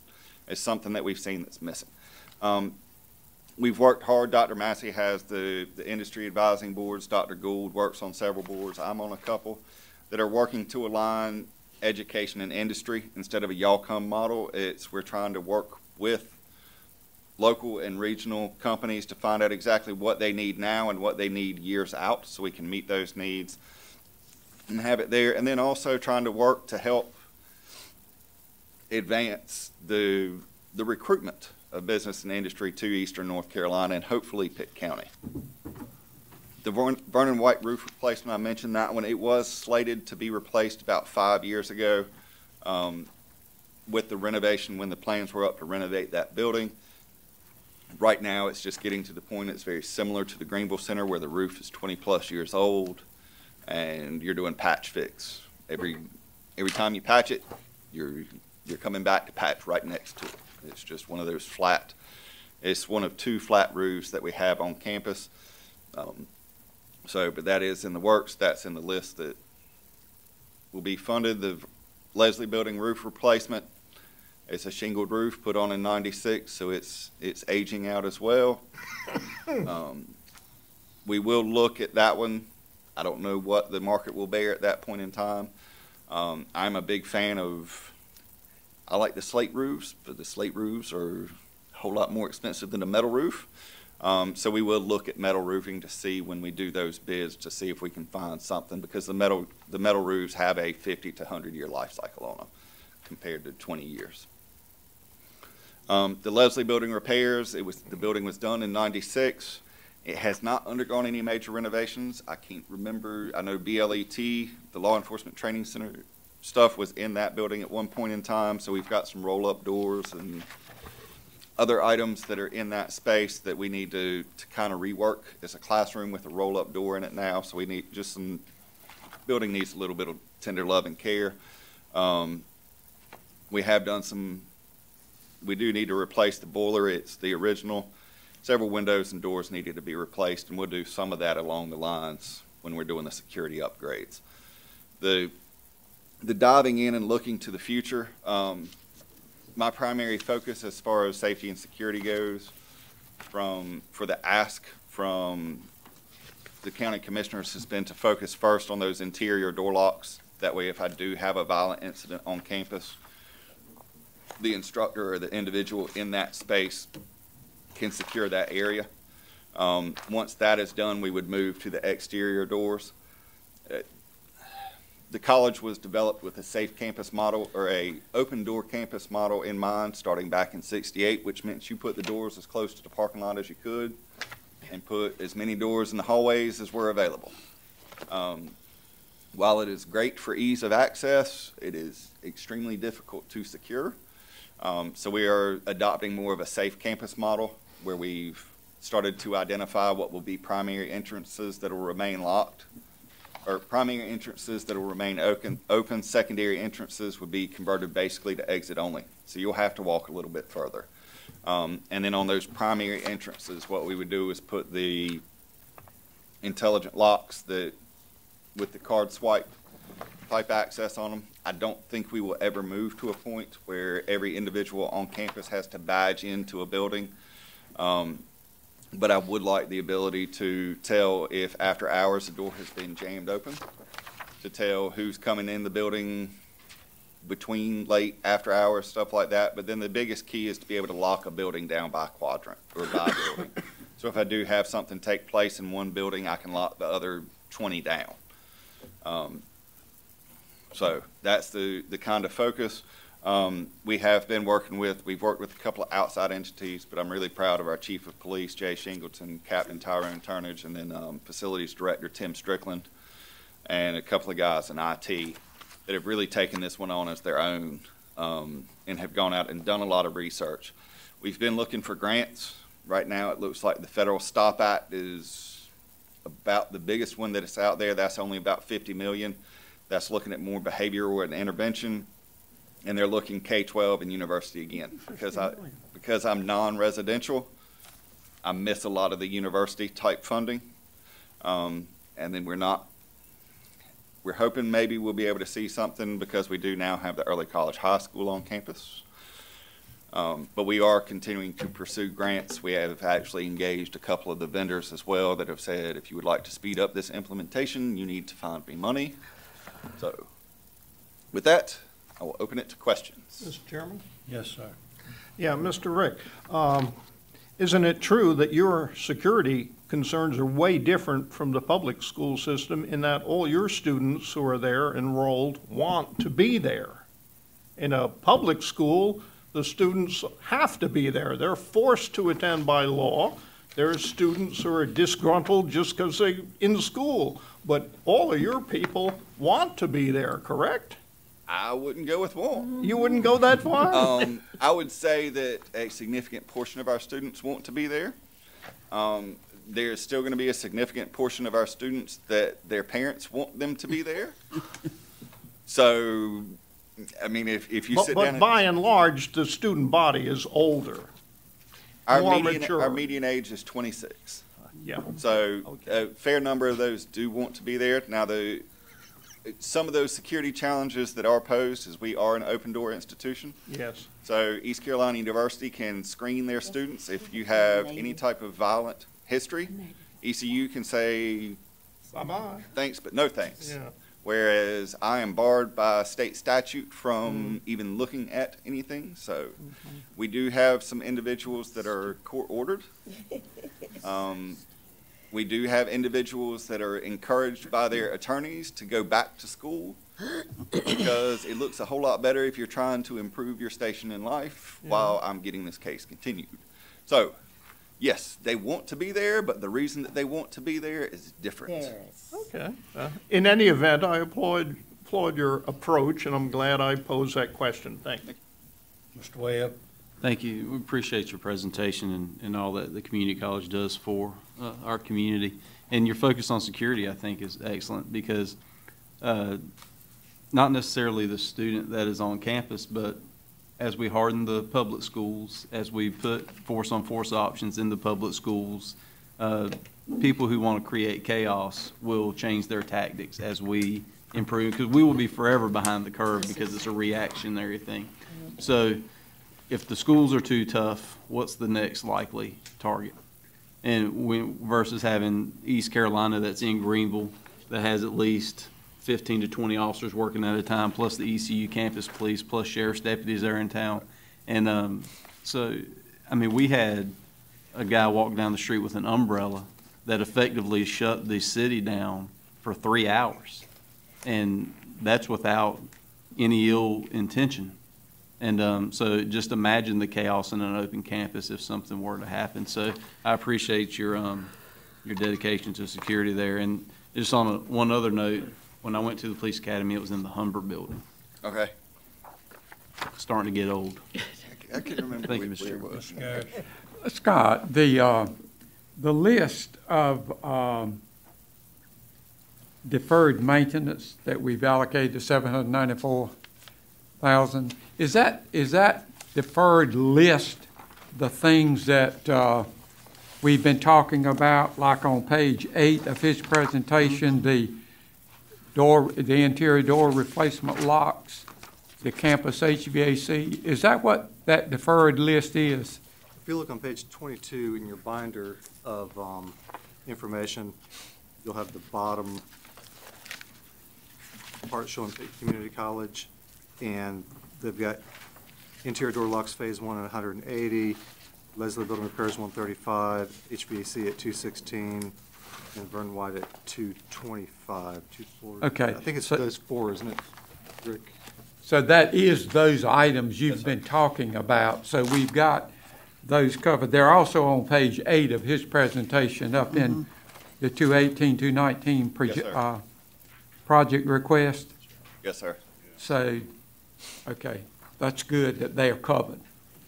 Yes, absolutely. Making headway. But Please. along the same line there, I was looking on page 7, where, you know, the 754. But then when I come over and look at the capital improvement request, and I look at the date of the project request, you know, I see, and you said the design and workforce technology building is something that's gonna come to later, something not gonna be funded right now. Yes, ma'am. But it's under the 2018-19 project request. Well, that's, we were trying to get it on the radar. We did not, I mean, I would absolutely love it if the county commissioners could find me $15 million to build that building, but the realist in me says that is not going to happen. You're probably talking about penny and a half tax increase to retire debt on that for 10 years, 20 years. So it should not be under 2018-19? It's requested. They're requested, that's not. Oh, not, Yeah. okay, requested, but not, Yes. Realistic.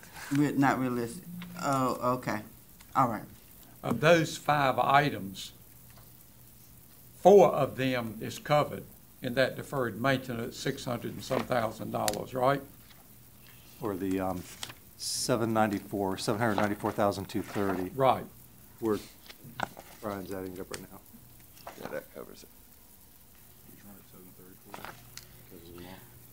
From the Leslie building up to the Vernon White building. So Vernon White down. Rick, what about the Greenville Center roof replacement? We're in the process of doing that one right now. Oh, you're using fund balance? We did the fund balance request Okay. on. So using the fund balance for the 258 and then the 794 handles the other 4 remaining projects. The Greenville Center roof replacement, we had pretty much pulled off because it's reached a point it was an emergent need. So it looks to me like the budget that Scott has presented puts you in pretty good shape. This year, yes, sir. Yeah. For the shape you're in. Yeah, I mean, I'm We in only a whole lot better we only shape do than it I've a been year in at the a past. time. That's all I'm asking. So, yes, Excluding I'm in good shape. That's excluding the $15.3 million. Yeah, I understand that, yeah, that's, But, yeah. I'm realistic. Okay.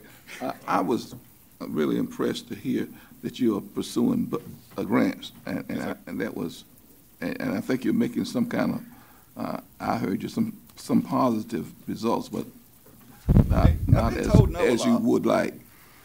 But thank you for doing that. And your metal roofing as compared to the roof that you have now, I think you mentioned that it lasts like 50 years, 70 to 100 years? Depending upon, it can be 50 to 100 years, depending on the gauge that you go. Wouldn't that be more feasible then to pursue that maybe from now on to, I don't know the cost. That's what we've done with new construction. The issue that we run into, and we just have not done the engineering study yet, would be to get in to see if the decking underneath of it will support. If it's double, then more than likely. If it is double the cost, then I would probably pursue that. But if I have to make, one of the things we ran into, we started looking at some of the slate roof replacement and stuff like that, is that we actually had to go in and replace the structural support of the building to put on the added weight of that metal roofing. And at that point, it jumped up from just double to about 4 to 5 times the cost. And I can do a whole lot of asphalt shingles for that. Okay. So. Any further comments or questions at this time? If not, Scott, then we will recess until tomorrow morning, and you be ready for us.